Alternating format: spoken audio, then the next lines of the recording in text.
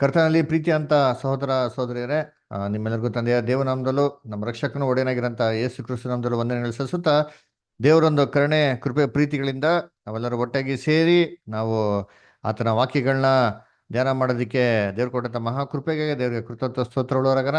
ಕರ್ತನಲ್ಲಿ ಪ್ರೀತಿ ಅಂತ ಸಹೋದರ ಸಹೋದರಿಯರೇ, ಇವತ್ತು ಒಂದು ಮುಖ್ಯವಾಗಿರೋಂಥ ಪಾಠ ಅಲ್ವರ.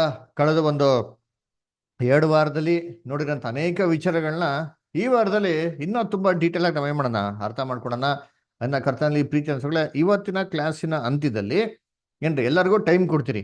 ನಿಮ್ಗೆ ಏನೇನು ಪ್ರಶ್ನೆ ಇದೆಯೋ ನೀವೇನೋ ದಯವಿಟ್ಟು ಸಂಕೋಚ ಪಡ್ಬೇಡಿ. ಯಾರೇ ಇರಲಿ, ಏನೇ ಪ್ರಶ್ನೆ ಇರಲಿ, ಈ ಕ್ಲಾಸ್ ಆಗಿದ ನಂತರ ನೀವು ಅನೇಕ ಡೌಟ್ಸ್ಗಳು ನೀವು ದಯವಿಟ್ಟು ನೀವೇನು ಮಾಡಿ, ನೀವು ಕೇಳ್ಬೋದು. ಸಂಕೋಚ ಪಡಿದ್ರೆ ಕೇಳ್ಬೋದು, ಧಾರಾಳ ಕೇಳ್ರಿ, ಏನು ಬೇಜಾರಿಲ್ಲ ನೀವು ಕೇಳೋದಲ್ಲಿ.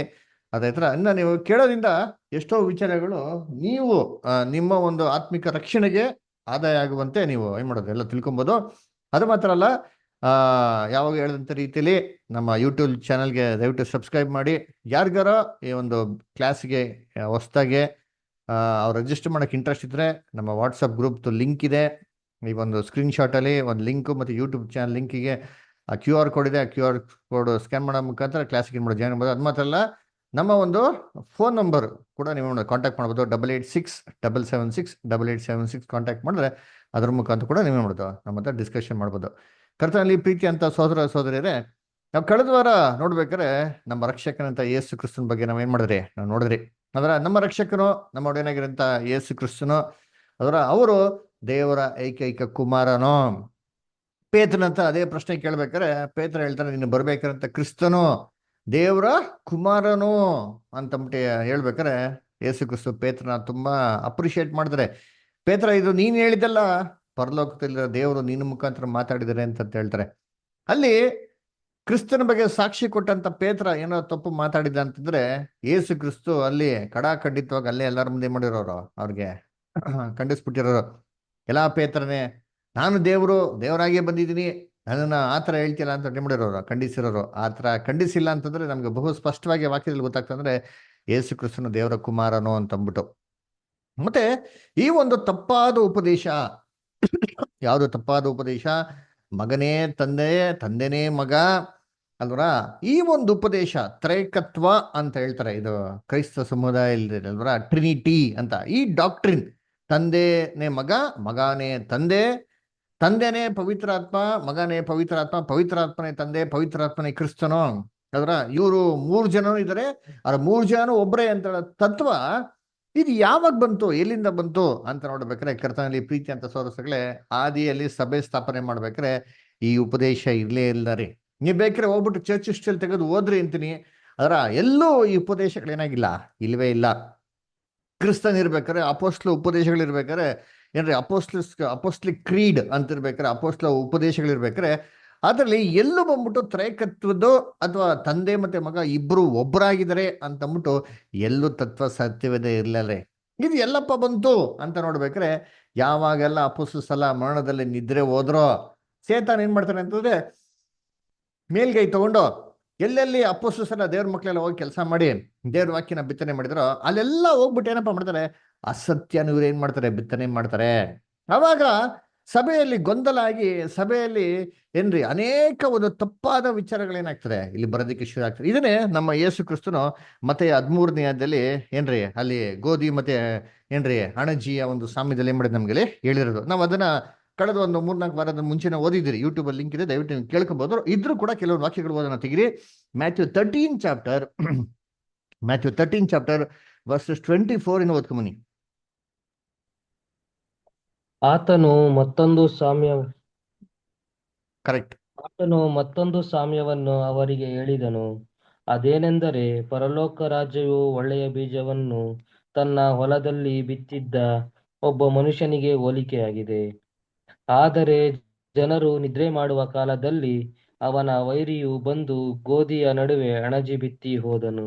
ನೋಡ್ರ, ವೆರಿ ಗುಡ್. ಎಷ್ಟು ಚೆನ್ನಾಗಿ ಹೇಳ್ತಾ ನೋಡ್ತೀನಿ. ಪರಲೋಕ ರಾಜ್ಯ ಏನಕ್ಕೆ ಹೋಲಿಕೆ ಆಗಿದೆ? ಒಂದು ಹೊಲದಲ್ಲಿ ಬೀಜ ಬಿತ್ತನೆ ಮಾಡಂತ ಮನುಷ್ಯಂಗೆ ಏನಾಗಿದೆ, ಹೋಲಿಕೆ ಆಗಿದೆ ಅಂತೆ. ಅದರ ಅವನು ಏನ್ ಮಾಡದಂತಂದ್ರೆ ತನ್ನ ಹೊಲದಲ್ಲಿ ಬೀಜ ಬಿತ್ತನೆ ಮಾಡಂತೆ. ಆದ್ರೆ ಏನ್ರಿ, ಶತ್ರು ಬಂದ್ಬಿಟ್ಟು ಏನಪ್ಪಾ ಮಾಡ್ತಾನೆ, ಎಲ್ಲಾ ಸೇವಕರು ನಿದ್ದೆ ಮಾಡಿದ್ಮೇಲೆ ಏನ್ರಿ ಆ ಹೊಲದಲ್ಲೇ ಏನ್ ಮಾಡ್ತಾನೆ, ಗೋಧಿ ನಡುವೆ ಹಣಜಿನ ಏನ್ ಮಾಡ್ತಾನೆ, ಬಿತ್ತನೆ ಮಾಡ್ತಾನೆ. ಸರಿ, ಇವ್ನು ಎಲ್ಲಪ್ಪ ಬಿತ್ತನೆ ಮಾಡೋದನ್ನ ನೀವು ವಾಕ್ಯದಲ್ಲಿ ಅಬ್ಸರ್ವ್ ಮಾಡ್ರಿ ಅಂತೀನಿ. ಎಲ್ಲಿ ಗೋಧಿನಿ ಬಿತ್ತನೆ ಮಾಡಿತಾರೋ ಅಲ್ಲೇ ಏನ್ ಮಾಡ್ತಾನೆ, ಹಣಜಿನ ಬಿತ್ತನೆ ಮಾಡ್ತಾನೆ ಹೊರತು ಗೋಧಿ ಇಲ್ದಿರೋ ಜಾಗದಲ್ಲಿ ಮಾಡಿಲ್ಲ. ಮಾಡ್ಬೋದಾಗಿತ್ತಲ್ವಾ? ಇವಾಗ ಶತ್ರು ಅವನದೇ ಆದಂತ ಒಂದು ಉಪದೇಶ ಇದೆ, ಅದ್ರ ಸೇತಾನ್ದು ಅವನದೇ ಆದಂತ ಒಂದು ಉಪದೇಶಗಳಿದೆ. ಅದ್ ನೋಡೋಣ ಏನು ಅಂತ ಅಲ್ವರ. ಅನೇಕ ತಪ್ಪಾದ ಉಪದೇಶಗಳು. ಇವಾಗ ನೀವು ಸ್ವಲ್ಪ ಸಾಂಪಾರ್ ಆಲ್ರೆಡಿ ಕೇಳಿಬಿಡಿದಿರಾ. ಏನ್ ಕೇಳಿದಿರಾ? ಆತ್ಮ ಬಗ್ಗೆ ಕೇಳಿದಿರಾ, ನರ್ಕ ಬಗ್ಗೆ ಏನ್ ಮಾಡಿದ್ರೆ ಕೇಳಿದಿರಾ, ಅದರ ಏನ್ರಿ ಪ್ರಭು ರಾತ್ರಿ ಭೋಜನ ಬಗ್ಗೆ ಉಪದೇಶಗಳು ಕೇಳಿದ್ರ ಅಲ್ವರ. ಇವೆಲ್ಲ ಉಪದೇಶಗಳು ಇವತ್ತು ಅನೇಕ ಜಾಗಗಳಲ್ಲಿ ತಪ್ಪಾದ ರೀತಿಯಲ್ಲಿ ಮಾಡ್ತಾರೆ, ಉಪದೇಶ ಮಾಡ್ತಾರೆ. ಇದು ಬಿತ್ತನೆ ಮಾಡಿದ್ಯಾರಪ್ಪ ಅಂದ್ರೆ ಕರ್ತನಲ್ಲ ರೀ, ಅಪೊಸ್ತಲರಲ್ಲ ರೀ.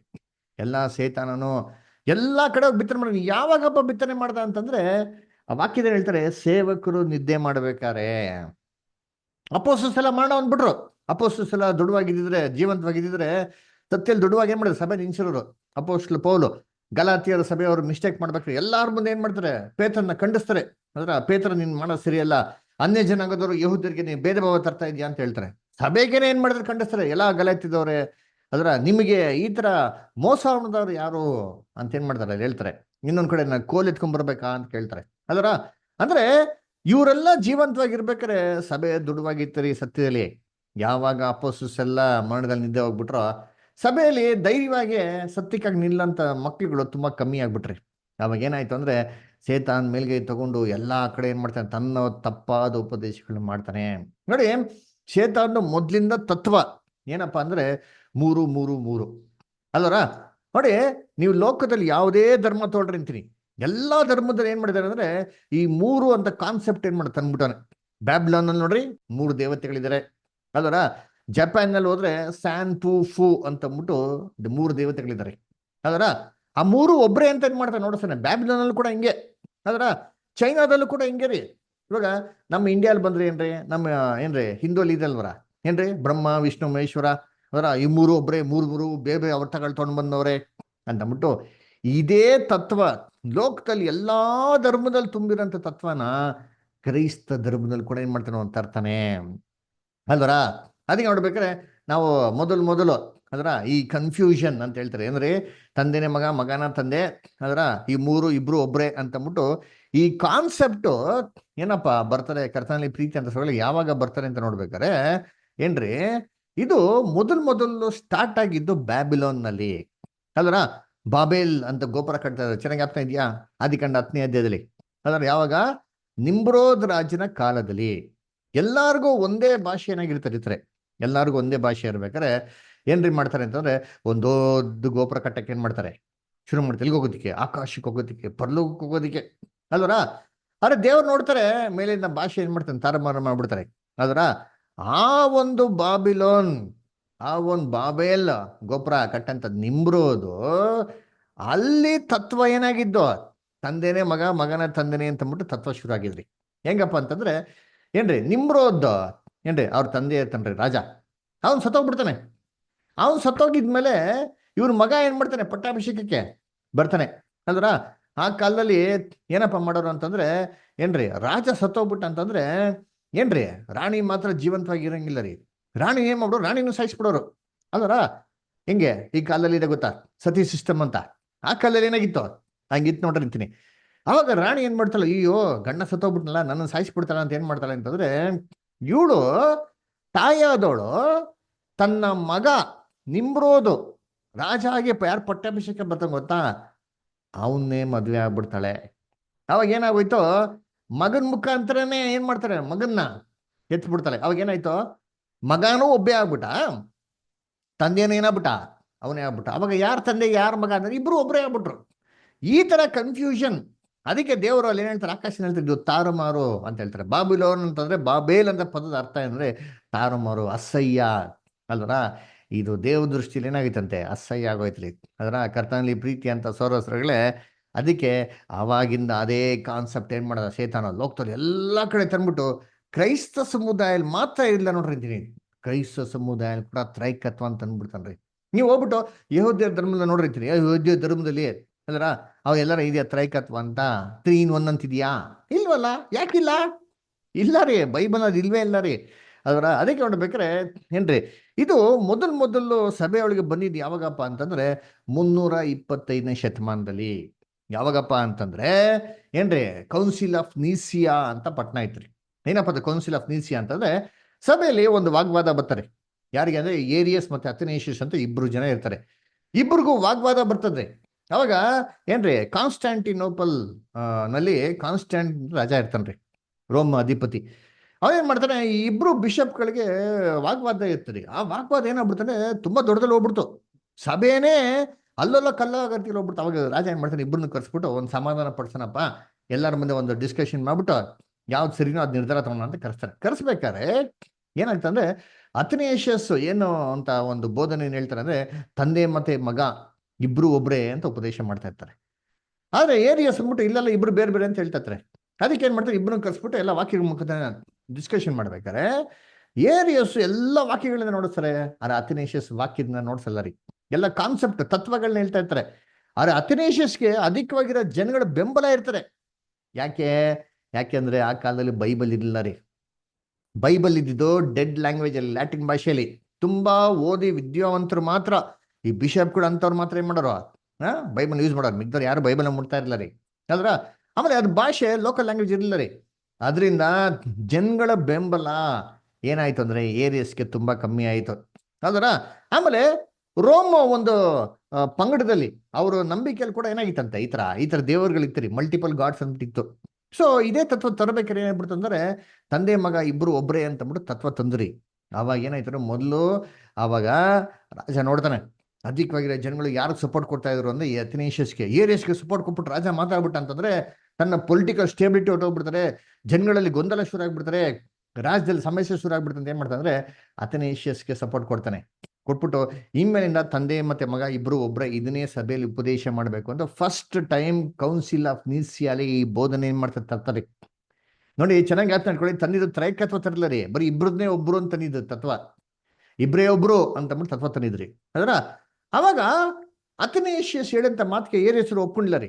ಅವಾಗ ಏರಿಯಸ್ನ ಏನ್ ಮಾಡ್ತಾರೆ, ಮನುಷ್ಯನ ಮಾಂಸ ತಿನ್ನಂತ ದ್ವೀಪಕ್ಕೆ ಹಾಕ್ಬಿಡ್ತಾರೆ. ಅಲ್ರ ಒಂದೇ ವರ್ಷದಲ್ಲಿ ಆ ದ್ವೀಪದಲ್ಲಿ ಇರೋದು ಎಲ್ಲಾರನ್ನೂ ಏರಿಯಸ್ ಕ್ರಿಶ್ಚಿಯಾನಿಟಿಗೆ ಕನ್ವರ್ಟ್ ಮಾಡ್ಬಿಡ್ತಾರೆ.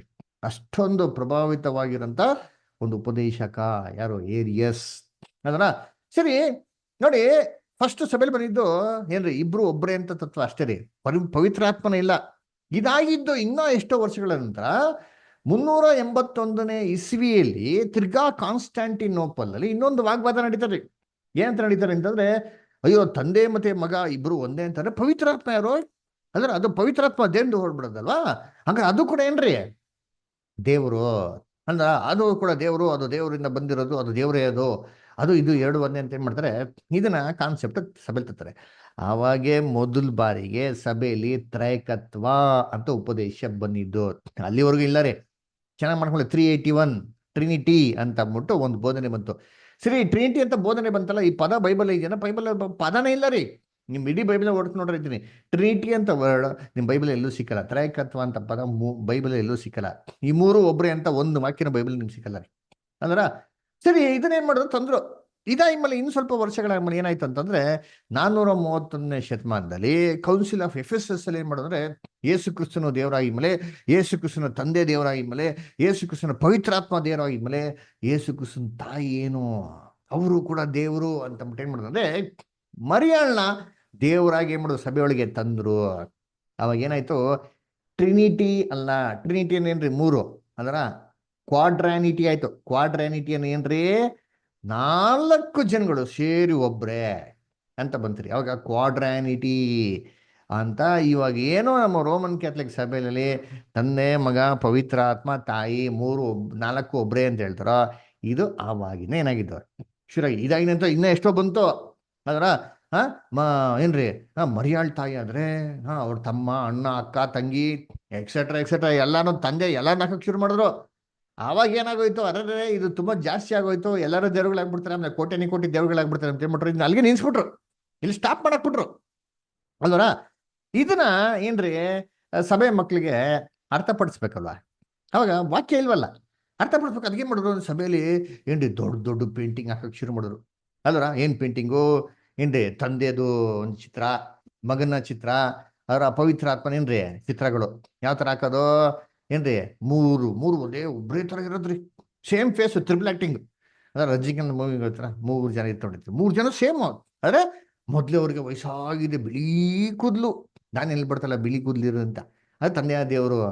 ಆಮೇಲೆ ಏನ್ರಿ ಸ್ವಲ್ಪ ಮಗನ ಥರ ವಯಸ್ಸಿರೋರು, ಮೀಡಿಯಂ ವಯಸ್ಸಿರೋ ಅವ್ರು ಜೀಸಸ್ ಕ್ರೈಸ್ಟು. ಇನ್ನೂ ಸ್ವಲ್ಪ ಯಂಗ್ ಆಗಿರೋರು ಅವ್ರು ಯಾರಪ್ಪ ಅಂದ್ರೆ ಅದೇ ಪವಿತ್ರ ಆತ್ಮ. ಏನ್ರಿ 3 ಒಬ್ರೆ ಏನ್ರಿ ನೋಡ್ಸ್ಬಿಡೋದು ಪಿಕ್ಚರು ಅಲ್ವರ.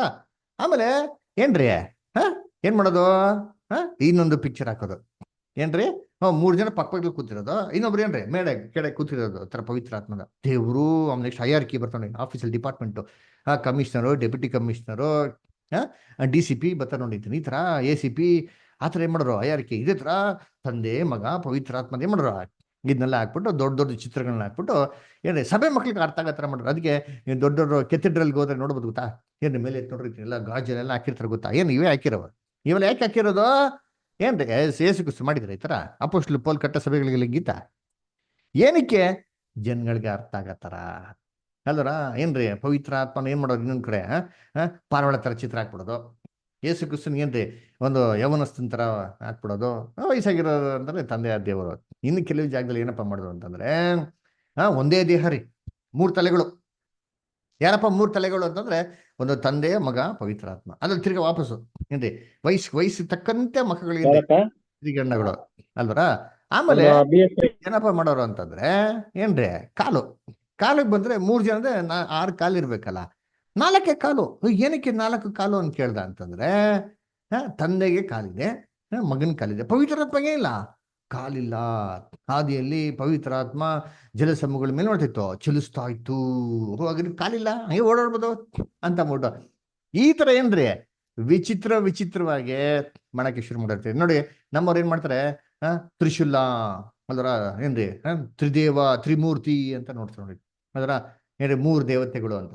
ನಮ್ಮ ತ್ರಿಶೂಲನ ಹಿಂಗ್ ನೋಡಿದ್ರೆ ನಮ್ಮ ಕ್ರೈಸ್ತವರು ಇದೇ ತ್ರಿಶೂಲನ ಹಿಂಗ್ ನೋಡಿಸ್ತಾರೆ ನೋಡಿ. ಇದೇ ತ್ರಿಶೂಲ ಹೆಂಗಿದೆ, 3 ಇದೆ ಎಲ್ಲಪ್ಪ 3 ಇದೆ ಅಂತಂದ್ರೆ ನೋಡ್ರಿ ಹಿಂಗಿದೆ 3 ಇಲ್ಲಿ 3 ಐತಲ್ಲ ಹಂಗಾರೆ, ಇಲ್ಲ ಒಂದೇ ಅಂತ ಹಿಂಗ್ ನೋಡ್ಸೋದು. ಒಂದೇ ಅಲ್ವಾ ಅಂದ್ರೆ ಇಲ್ಲ ನೋಡ್ರಿ ಕೆಟ್ಟ ನೋಡ್ರಿ ಇದು 3 ನೋಡ್ಸೋದು. ಹೆಂಗೆ ಅಂತಂದ್ರೆ ಇಲ್ಲ 3 ಒಂದೇ 3 ಹಿಂಗೆ ಏನ್ ಮಾಡೋದ ಹೇಳೋದು. ಇದು ಯಾರಿಗ ಅರ್ಥ ಆಯ್ತದೆ, ಯಾರಿಗೂ ಅರ್ಥ ಆಗ್ತಾರಲ್ಲ. ಯಾಕೆ ಅಂದ್ರೆ ವಾಕ್ಯನೇ ಇಲ್ವಲ್ಲ. ಯಾವಾಗ ವಾಕ್ಯ ಇಲ್ವೋ ಇದನ್ನ ಔಟ್ಸೈಡ್ ಸ್ಕ್ರಿಪ್ಚರ್ಸ್ ಏನ್ ಮಾಡಿದ್ರು ಪ್ರೂವ್ ಮಾಡೋದಕ್ಕೆ ಟ್ರೈ ಮಾಡೋದು. ಹೆಂಗೆ ಅದನ್ನ ನ್ಯಾಚುರಲ್ ಆಗಿರೋಂಥ ಐಟಮ್ಸ್ಗಳು, ಸೂರ್ಯ ನೋಡಿ ಹಿಂಗಿದೆ ಅಲ್ವಾ, ಸೂರ್ಯ ನೋಡಿರ್ತೀನಿ ಪವರ್ ಇದೆ ಅಲ್ವಾ, ಸೂರ್ಯ ಬೆಳಕು ಕೊಡ್ತಾನಲ್ವಾ ಅಲ್ವರ. ಆಮೇಲೆ ಸೂರ್ಯಗೇನಿದೆ ಶಕ್ತಿ ಇದೆ ಅಲ್ವರ, ಏನ್ರಿ ಸ್ಟ್ರೆಂತ್, ಲೈಟ್, ಎನರ್ಜಿ ನೋಡ್ರ 3 ಇದೆ. ಆದ್ರೆ ಒಂದೇ ಸೂರ್ಯ. ಇದೇ ತರ ತಂದೆ ಮಗ ಪವಿತ್ರಾತ್ಮ 3 ಜನ ಇದ್ದಾರೆ, ಆದ್ರೆ ಒಬ್ಬರೇ ರೀ, ಒಂದೇ ಸೂರ್ಯ ಒಂದೇ ದೇವರು, ಆದ್ರೆ 3 ಜನ ಇದ್ದಾರೆ, ಅಲ್ಲ 3 ರೂಪಗಳು ಅಂತ ಮಾಡಿ ಹೇಳಕ್ಕೆ ಜನಗಳಿಗೆ ಅರ್ಥಪಡಿಸೋದಕ್ಕೆ ಏನ್ ಮಾಡಿದ್ರು ಅಲ್ಲಿ ಶುರು ಮಾಡಿದ್ರು. ಆಮೇಲೆ ಇನ್ನು ಅರ್ಥ ಆಗಿಲ್ಲ ಅಂದ್ರೆ ನೀರು ನೋಡ್ರ, ನೀರು ಹೆಂಗಿದೆ 3 ವಿದ್ವಾಂತ ರೀತಿಯಲ್ಲಿ ನೀರು ಇರ್ತದೆ. ಹೆಂಗೆ ಜಲದಲ್ಲಿದೆ, ಆಮೇಲೆ ಹಿಮ ಏನ್ರಿ ಆಕಾಶದಲ್ಲಿ ಏನ್ರಿ ಮೇಘಗಳ ತರ ಇದೆ, ಅದು ಗ್ಯಾಸ್ ತರ ಇರ್ತದೆ, ನೀರು ಲಿಕ್ವಿಡ್ ತರ ಇರ್ತದೆ. ಆಮೇಲೆ ಸಾಲಿಡ್ ಅಂದ್ರೆ ಐಸ್ಗಡ್ಡೆ ನೋಡ್ರ, ಒಂದೇ ನೀರು ಆದ್ರೆ 3 ರೀತಿಯಲ್ಲಿ ಇದೆ ನೋಡ್ರ. ಇದೇ ರೀ ತ್ರೈಕತ್ವ, ತಂದೆಯ ದೇವರು ಹಿಂಗೆ ಅವರೊಬ್ಬರೇನೆ ಆದ್ರೆ 3 ರೀತಿಲಿ ಏನಾಗಿರ್ತಾರೆ ಇರ್ತಾರೆ ಅಂತ ಹೇಳಕ್ ಏನ್ ಮಾಡೋದು ಶುರು ಮಾಡೋರು ಅಲ್ವರ. ಆಮೇಲೆ ಸೈಕಲ್ ಏನ್ರಿ ಟೇಬಲ್ಗೆ ಮಿನಿಮಮ್ ಒಂದು ಟೇಬಲ್ಗೆ ನಿಂತ್ಕೊಬೇಕಂದ್ರೆ 3 ಕಾಲು ಬೇಕಲ್ವಾ. ಅದೇ ತರ ದೇವ್ರು ಅಂತಂದ್ರೆ 3 ಇದ್ದೇ ಇರ್ಬೇಕ್ರಿ ಅಂದ್ಬಿಟ್ಟು. ಸೈಕಲ್ ಹೋಗ್ಬೇಕಾದ್ರೆ ಎಷ್ಟು ಚಕ್ರ ಬೇಕು, 3 ಚಕ್ರ ಬೇಕೇ ಬೇಕು ಅಲ್ವರ. ಮುಂದೆ ಒಂದು ಚಕ್ರ, ಇನ್ನೇ ಒಂದು ಚಕ್ರ, ಸೆಂಟ್ರಲ್ ಒಂದು ಚಕ್ರ ಆಯ್ತು ನೋಡಿ ಅಲ್ವರ, ಪ್ರಿವೀಲು ಅದು ತುಂಬಾ ಇಂಪಾರ್ಟೆಂಟ್ ರೀ, ಅದಿಲ್ಲ ಅಂದ್ರೆ ಹೆಂಗೆ ಅಲ್ವರ ಅಂತ ಬಿಟ್ಟೆ. ಆಮೇಲೆ ತೆಂಗಿನಕಾಯಿ ಅಲ್ವರ, ಎಳ್ನೀರು, ತೆಂಗಿನಕಾಯಲ್ಲಿ 3 ಲೇಯರ್ ಇದೆ ನೋಡ್ರ. ಹೊರಗಡೆ ಒಂದಿದೆ, ಅದು ಹೊರಗಡೆ ಹೋದ್ರೆ ಇನ್ನೂ ಸ್ವಲ್ಪ ಇದೆ, ಹೊರಗಡೆ ಹೋದ್ರೆ ಏನ್ರಿ ವೈಟು ಅದರ, ಅದು ಒಂದೇ ತೆಂಗಿನಕಾಯಿ ಅದರ. ಆಮೇಲೆ ಕೋಳಿ ಮೊಟ್ಟೆ ಏನ್ರಿ 3 ಲೇಯರ್ ಐತೆ ನೋಡಿರ್ತೀನಿ, ಅದು ಒಂದೇ ಕೋಳಿ ಮೊಟ್ಟೆ. ಇದೇ ತರ ತಂದೆ ಮಗ ಪವಿತ್ರಾತ್ಮ 3 ಜನ ಇದ್ರು, ಆದ್ರೂ ಒಬ್ಬರೇ ದೇವರು ಏನ್ರಿ. ಈ ತರ ಎಲ್ಲ ಹೇಳಕ್ಕೆ ಶುರು ಮಾಡಿರ್ತೀನಿ. ಅದಕ್ಕೆ ಜನಗಳು ಇದನ್ನೆಲ್ಲ ನೋಡ್ಬಿಟ್ಟು ಅನೇಕ ಜನಗಳು ನಂಬ್ಲಾರೆ ಇದಂಗ್ ನಂಬಕ್ಕಾಯ್ತಾರೆ. ಕೋಳಿ ಮೊಟ್ಟೆ, ತೆಂಗಿನಕಾಯಿ, ಸೈಕಲ್ಲು, ನೀರು, ಸೂರ್ಯ, ಇಲ್ಲ ಬೈಬಲ್ ಎಲ್ಲ ಐತೆ ಅಂತ ಏನ್ ಮಾಡೋದು ಜನಗಳು ಪ್ರಶ್ನೆ ಮಾಡ್ದವಾಗ ಏನಂತಂದ್ರೆ ಇದನ್ನ ನಂಬಬೇಕು. ನಂಬಿಕೆನೇನ್ರಿ ಕಾಣದೇ ಇರೋಂಥದ್ದು ನಂಬೋದು ನಂಬಿಕೆ. ಇದು ಕಾಣಿಸ್ತಾ ಇಲ್ಲ ನಂಬೇಕು ನೀವು, ಅದೇ ನಂಬಿಕೆ ಅಂತ ಅಂದ್ಬಿಟ್ರು. ಆವಾಗ ಏನಾಗ್ಬಿಡ್ತಂದ್ರೆ ಜನಗಳು ನಂಬಿಲ್ಲ ಅಂತಂದ್ರೆ ಏನ್ರಿ ಜನಗಳಿಗೆ ಒಂದು ಪಟ್ಟಿ ಕಟ್ಬಿಟ್ರು. ಏನಂತ? ಇವರು ದುರುಪದೇಶಕರು, ಇವರು ದುರ್ಬೋಧನೆ ನಂಬ್ತಾರೆ. ಕೊನೆಗೆ ಹೆಂಗಾಗೋಯ್ತು ನಮ್ಮ ಕ್ರೈಸ್ತ ಸಮುದಾಯ ಅಂತಂದ್ರೆ, ಇವನ್ ಯೇಸು ಕ್ರಿಸ್ತು ಕೂಡ ಬಂದು ಹೇಳಿದ್ರು, ನೋಡಪ್ಪ ನಾನು ದೇವ್ರ ಕುಮಾರ ಅಂತ ಬಂದು ಹೇಳಿದ್ರು ಸರಿ, ಜನಗಳು ನಮ್ದಿರಂಗಾಗೋಯ್ತು. ಇಲ್ಲ ಇಲ್ಲಪ್ಪ, ನಾನ್ ದೊಡ್ಡವನಲ್ಲ, ನನಗಿಂತ ದೇವ್ರೊಬ್ರಿದ್ದಾರೆ ದೊಡ್ಡವರು, ಅವ್ರೆಲ್ಲಾರ್ಕಿಂತ ದೊಡ್ಡವರು ಅಂತ ಹೇಳಿದ್ರು. ಜನಗಳು ನಂಬಕ್ಕಾಗಲ್ಲ. ನಂಬದೇ ಇರೋಂಥ ಒಂದು ಸ್ಥಿತಿಗೆ ಏನಾಗ್ಬಿಟ್ರು ಕ್ರೈಸ್ತವ್ರು ಹೋಗ್ಬಿಟ್ರಿ ಅಲ್ವರ. ಯೇಸು ಕ್ರಿಸ್ತು ಅಯ್ಯೋ ನಾನು ನನ್ನ ತಂದೆ ಒಂದೇ ಅಂತ, ನಾನು ನನ್ನ ತಂದೆ ಇಬ್ರು ಏನಾಗಿದ್ರೆ ಒಂದಾಗಿದ್ದೀವಿ ಅಂತ ಹೇಳಿದ್ರೆ, ನಮ್ಮ ಕ್ರೈಸ್ತವ್ರೆ ನೀವು ಅವ್ರು ಒಂದಾಗಿರೋದ್ರಿ, ನೀವು ಇಬ್ರು ಒಬ್ರೇ ರೀ ಅಂತ ಏನ್ ಮಾಡೋದು ಹೇಳಂಗಾಗೋಯ್ತು ನಮ್ಮ ಕ್ರೈಸ್ತ ಸಮುದಾಯ ಅಂದ್ರ. ಕರ್ತನಲ್ಲಿ ಪ್ರೀತಿ ಅಂತ ಸಹೋದರ ಸಹೋದರಿಗಳೇ, ಏನ್ರಿ ಯೇಸು ಕ್ರಿಸ್ತನ ಯಹೂದ್ಯರು ಏನ್ ಮಾಡಿದ್ರು? ರಿಜೆಕ್ಟ್ ಮಾಡ್ಬಿಟ್ರಿ. ಅದರ ಯೇಸು ಕ್ರಿಸ್ತ ನಿರಾಕರಿಸ್ಬಿಟ್ರು. ಅದರ ಈ ತರ ನಮ್ಮ ರಾಜ ಅಲ್ಲ ಅಂತಂದ್ಬಿಟ್ಟು ದೇವರು ಯಹೂದ್ಯರನ್ನ ಬಿಟ್ರ. 70ನೇ ಶತಮಾನದಲ್ಲಿ ಯಹೂದ್ಯದ ಸರ್ವನಾಶ ಮಾಡಾಕ್ಬಿಟ್ರಿ, ರಾಜ್ಯವಾಗೇ ಇರಲಿಲ್ಲ. ಅದೇ ಪ್ರಕಾರ ಇವತ್ತು ನಮ್ಮ ಕ್ರೈಸ್ತವರು ಬರೀ ಯೇಸು ಕ್ರಿಸ್ತನ ಇಟ್ಕೊಂಡ್ಬಿಟ್ಟಾರೆ. ಅದರ ಸರ್ವಶಕ್ತನಾಗಿರೋ ದೇವ್ರನ್ನ ಬಿಟ್ಬಿಟ್ಟವ್ರೆ. ಯಹೂದ್ಯರು ಏನ್ ಮಾಡೋದು? ಸರ್ವಶಕ್ತ ದೇವ್ರನ್ನ ಇಟ್ಕೊಂಡ್ಬಿಟ್ರು. ಇವತ್ತು ಅವ್ರನ್ನ ಇಟ್ಕೊಂಡ್ರೆ ಕ್ರಿಸ್ತನ್ ನಂಬೋದೇ ಇಲ್ಲ. ಹಂಗಾರೆ ದೇವ್ರ ಮಕ್ಳಾಗೋದ್ರ? ದೇವ್ರನ್ನ ರಿಜೆಕ್ಟ್ ಮಾಡ್ರು. ಇದೇ ತರ ನಮ್ಮ ಕ್ರೈಸ್ತವರು ಬರೀ ಯೇಸು ಕ್ರಿಸ್ತನ ಇಟ್ಕೊಂಡ್ಬಿಟ್ಟು ತಂದೆ ದೇವ್ರನ್ನ ಬಿಟ್ಬಿಟ್ರೆ ದೇವ್ರ ಮಿಸ್ತಾರ? ಖಂಡಿತವಾಗಿ ಇಲ್ಲ ರೀ. ದೇವ್ರದ್ ಯಾವುದೇ ಕಾರಣಕ್ಕೆ ಹಂಗೆ ಮಾಡಲ್ಲ ಅಲ್ವರ. ಅದಕ್ಕೆ ನಿಜವಾದ ಉಪದೇಶ ಏನ್ ಗೊತ್ತಾ? ನಿಜವಾದ ದೇವ್ರ ಮಕ್ಳ ಉಪದೇಶ ಏನಂತ ನೋಡಿ, ವಾಕ್ಯ ಓದೋಣ. ಎಲ್ಲಿ? ಯೋಹಾನ 17:3 ಓದಿ. ಜಾನ್ 17:3.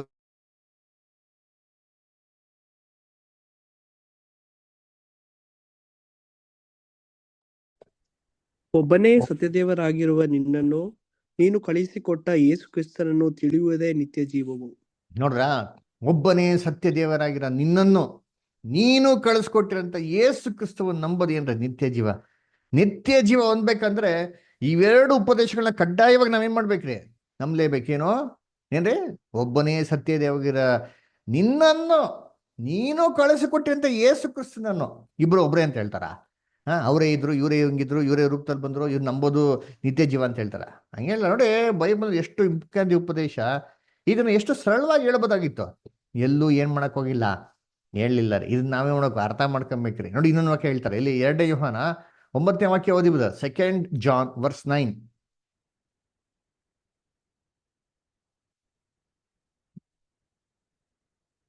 2 ಯೋಹಾನ 9ನೇ ವಾಕ್ಯ. ಕ್ರಿಸ್ತನ ಉಪದೇಶದಲ್ಲಿ ನೆಲೆಗೊಳ್ಳದೆ ಅದನ್ನು ಅತಿಕ್ರಮಿಸಿ ಮುಂದಕ್ಕೆ ಹೋಗುವವನಿಗೆ ದೇವರ ಅನ್ಯೂನ್ಯತೆಯೇ ಇಲ್ಲ. ನೋಡ್ರ, ದೇವರ ಅನ್ಯೂನತೆ ಇಲ್ಲ. ಆಮೇಲೆ ನೆಕ್ಸ್ಟ್ ಆ ಉಪದೇಶದಲ್ಲಿ ನೆಲೆಗೊಂಡಿರುವವನಿಗೆ ತಂದೆಯ ಮತ್ತು ಮಗನ ಅನ್ಯೂನ್ಯತೆ ಉಂಟು. ನೋಡ್ರ, ಆ ಉಪದೇಶದಲ್ಲಿ ಯಾರು ನೆಲೆಗೊಂಡಿರ್ತಾನೋ ತಂದೆ ಮತ್ತೆ ಮಗನ ಅನ್ಯೂನ್ಯತೆ ಇರ್ತಾರೆ ನೋಡ್ರಿ. ಇವೆರಡು ಬೇಕ್ರಿ. ಎರಡು ಇಲ್ದ್ರೆ ಆಗಲ್ಲ ಅಲ್ವರ. ಇಲ್ಲ ನಾನು ಬರೀ ತಂದೆ ನಂಬ್ತೀನಿ ಅಂತಾನೆ ಆಗಲ್ಲ. ಇಬ್ರು ಯೇಸು ಕ್ರಿಸ್ತ ನಂಬ್ತೀನಿ ಆಗ್ತಾರೆ. ಇಬ್ರು ಬೇಕೇ ಬೇಕ್ರಿ. ಚೆನ್ನಾಗಿ ಅಂತ ಇಟ್ಕೊಳ್ಳಿ. ನಿತ್ಯ ಜೀವ ಹೊಂದ್ಬೇಕು ಅಂದ್ರೆ ತಂದೆ ದೇವ್ರ ನಮ್ಗೆ ಬೇಕೇ ಬೇಕ್ರಿ. ಯೇಸು ಕ್ರಿಸ್ತ ಎಲ್ಲದಕ್ಕಿಂತ ಇಂಪಾರ್ಟೆಂಟು. ಯಾಕೆ ಗೊತ್ತಾ? ನಮ್ಗೆ ದೇವತ್ರ ಹೋಗೋದಕ್ಕೆ ಮಾರ್ಗ ಯಾರ? ಯೇಸು ಕ್ರಿಸ್ತ ಹೇಳ್ತಾರೆ, ನಾನೇ ಮಾರ್ಗವೋ, ನಾನೇ ಸತ್ಯವೋ, ನಾನೇ ಜೀವವೋ. ಅಲ್ವರ, ಪಾಪಿಯಾಗಿರೋ ನಾವು ಡೈರೆಕ್ಟ್ ದೇವತ್ರಕ್ಕೆ ಹೋಗ್ತದ? ಇಲ್ಲ ರೀ. ಕ್ರಿಸ್ತನು ಬೇಕೇ ಬೇಕ್ರಿ. ಆಕಾಶದ ಕೆಳಗಡೆ ಏನ್ರಿ, ಪರಲೋಕದಲ್ಲಿ ಆಗ್ಲಿ ಭೂಲೋಕದಲ್ಲಾಗ್ಲಿ ಆಕಾಶದ ಕೆಳಗಡೆ ರಕ್ಷಣೆಗೆ ಕೊಟ್ಟಿರಂತ ಒಂದೇ ಒಂದು ಏಕೈಕ ನಾಮ ಯಾವ ನಾಮ ಅದ ಹೇಳ್ರಿ? ಯಾವ ನಾಮ ಅದ? ಯೇಸುನಾಮ. ನಾಮ. ಅದರ ಯೇಸು ಕ್ರಿಸ್ತ ನಾಮ ನಂಬಲೇಬೇಕ್ರಿ. ಅದರ ಹಂಗಂತಂದ್ಬಿಟ್ಟು ಇವರೇ ತಂದೆ ಆಗ್ಬಿಟ್ರು ಅಂತ ಅಲ್ಲ ರೀ. ಅದರ ಅದನ್ನ ಚೆನ್ನಾಗಿ ಡಿಫ್ರೆನ್ಸಿಯೇಷನ್ ತಿಳ್ಕೊಬೇಕ್ರಿ. ಅದಕ್ಕೆ ಮಧ್ಯಸ್ಥಿನ ಯಾರಂತ ಓದಿರ್ತೀರಿ? 1ನೇ ತಿಮೋಥಿ 2:5 ಓದಿ.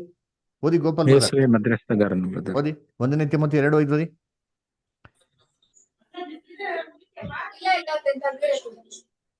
1ನೇ ತಿಮೋಥಿ 2ನೇ ಅಧ್ಯಾಯ 5ನೇ ವಾಕ್ಯ ಓದ್ತೀರಾ ಗೋಪಾಲ್ ಬ್ರದರ್? ಯಾಕೆಂದರೆ ದೇವರು ಒಬ್ಬನೇ, ದೇವರಿಗೂ ಮನುಷ್ಯರಿಗೂ ಮಧ್ಯಸ್ಥನೂ ಒಬ್ಬನೇ, ಆತನು ಮನುಷ್ಯನಾಗಿರುವ ಯೇಸು ಕ್ರಿಸ್ತನೇ. ನೋಡ್ರ, ದೇವರು ಒಬ್ಬರೇ ರೀ ದೇವರು ಅಲ್ವರ. ಆಮೇಲೆ ದೇವ್ರಿಗೂ ಮನುಷ್ಯನಿಗೂ ಮಧ್ಯಸ್ಥರು ಎಷ್ಟು ಜನ ಅವ್ರೆ? ಒಬ್ಬರೇ ರೀ. ಆತನು ಮನುಷ್ಯನಾಗಿರಂತ ಯೇಸು ಕ್ರಿಸ್ತನವ್ರಿ. ಅಂಡರ್ಲೈನ್ ಮಾಡ್ಕೊಡ್ರಿ. ಎಷ್ಟು ಕ್ಲಿಯರ್ ಆಗಿದೆ ನೋಡಿ ವಾಕ್ಯ ಅಂತೀನಿ, ಬಹು ಸ್ಪಷ್ಟವಾಗಿದೆ. ದೇವರು ಒಬ್ರು ಇದಾರೆ. ಅವರೇ ಮಗನಲ್ಲ, ಮಗನೇ ಅವರಲ್ಲ ರೀ. ಇಬ್ರು ಪ್ರತ್ಯೇಕವಾಗಿದ್ದಾರೆ. ಆ ದೇವ್ರ ಹತ್ರಕ್ಕೆ ಹೋಗೋದಿಕ್ಕೆ ಒಬ್ಬೊಬ್ಬರು ಮಧ್ಯಸ್ಥರಿದ್ದಾರೆ. ಯಾರಪ್ಪ? ರಕ್ಷಕಂತ ಯೇಸು ಕ್ರಿಸ್ತನ್ರಿ. ಅವರೇ ದೇವರಲ್ಲ ರೀ. ಅದರ ಅದ್ಯಾರಪ್ಪನೇ ಮನುಷ್ಯನಾಗಿ ಬಂದಂತ ನಮ್ಮ ಯೇಸು ಕ್ರಿಸ್ತನು. ಇದನ್ನ ಬಹು ಸ್ಪಷ್ಟವಾಗಿ ನಾನೇನ್ರಿ ಅರ್ಥ ಮಾಡ್ಕೊಬೇಕ್ರಿ. ಅದರ ಕರ್ತನಲ್ಲಿ ಪ್ರೀತಿ ಅಂದ್ರೆ ದೇವರು ಯೇಸು ಕ್ರಿಸ್ತನ ಬುರುಗು ಕಳಿಸ್ಬೇಕ್ರೆ ಹೆಂಗ್ ಕಳ್ಸಿದ್ರಂತೆ? ಆ ದೇವರಾಗಿ ಕಳಿಸ್ಬಿಟ್ರ? ಇಲ್ಲ ರೀ, ಮಗನಾಗಿ ಹೆಂಗೆ ದೇವದೂತಕ್ಕಿಂತ ಸ್ವಲ್ಪ ಕಮ್ಮಿಯಾಗಿ ಮಾಡಲ್ಪಟ್ಟ ಆತನು ಏನ್ರಿ, ದೇವದೂತರ್ಗಿಂತ ಕಮ್ಮಿಯಾಗಿ ಮಾಡಲ್ಪಟ್ಟ ಆತನು ಆದಾಮ್ ತರ ಕಳಿಸಿದ್ದು.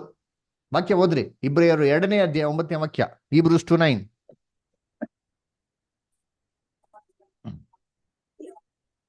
Hebrews 2:9 ಓದ್ರಿ ಬ್ರದರ್ ಸಿಸ್ಟರ್ಸ್. ಯಾರಾದ್ರ? Rajendra brother, Simon Solasikar, Simon brother.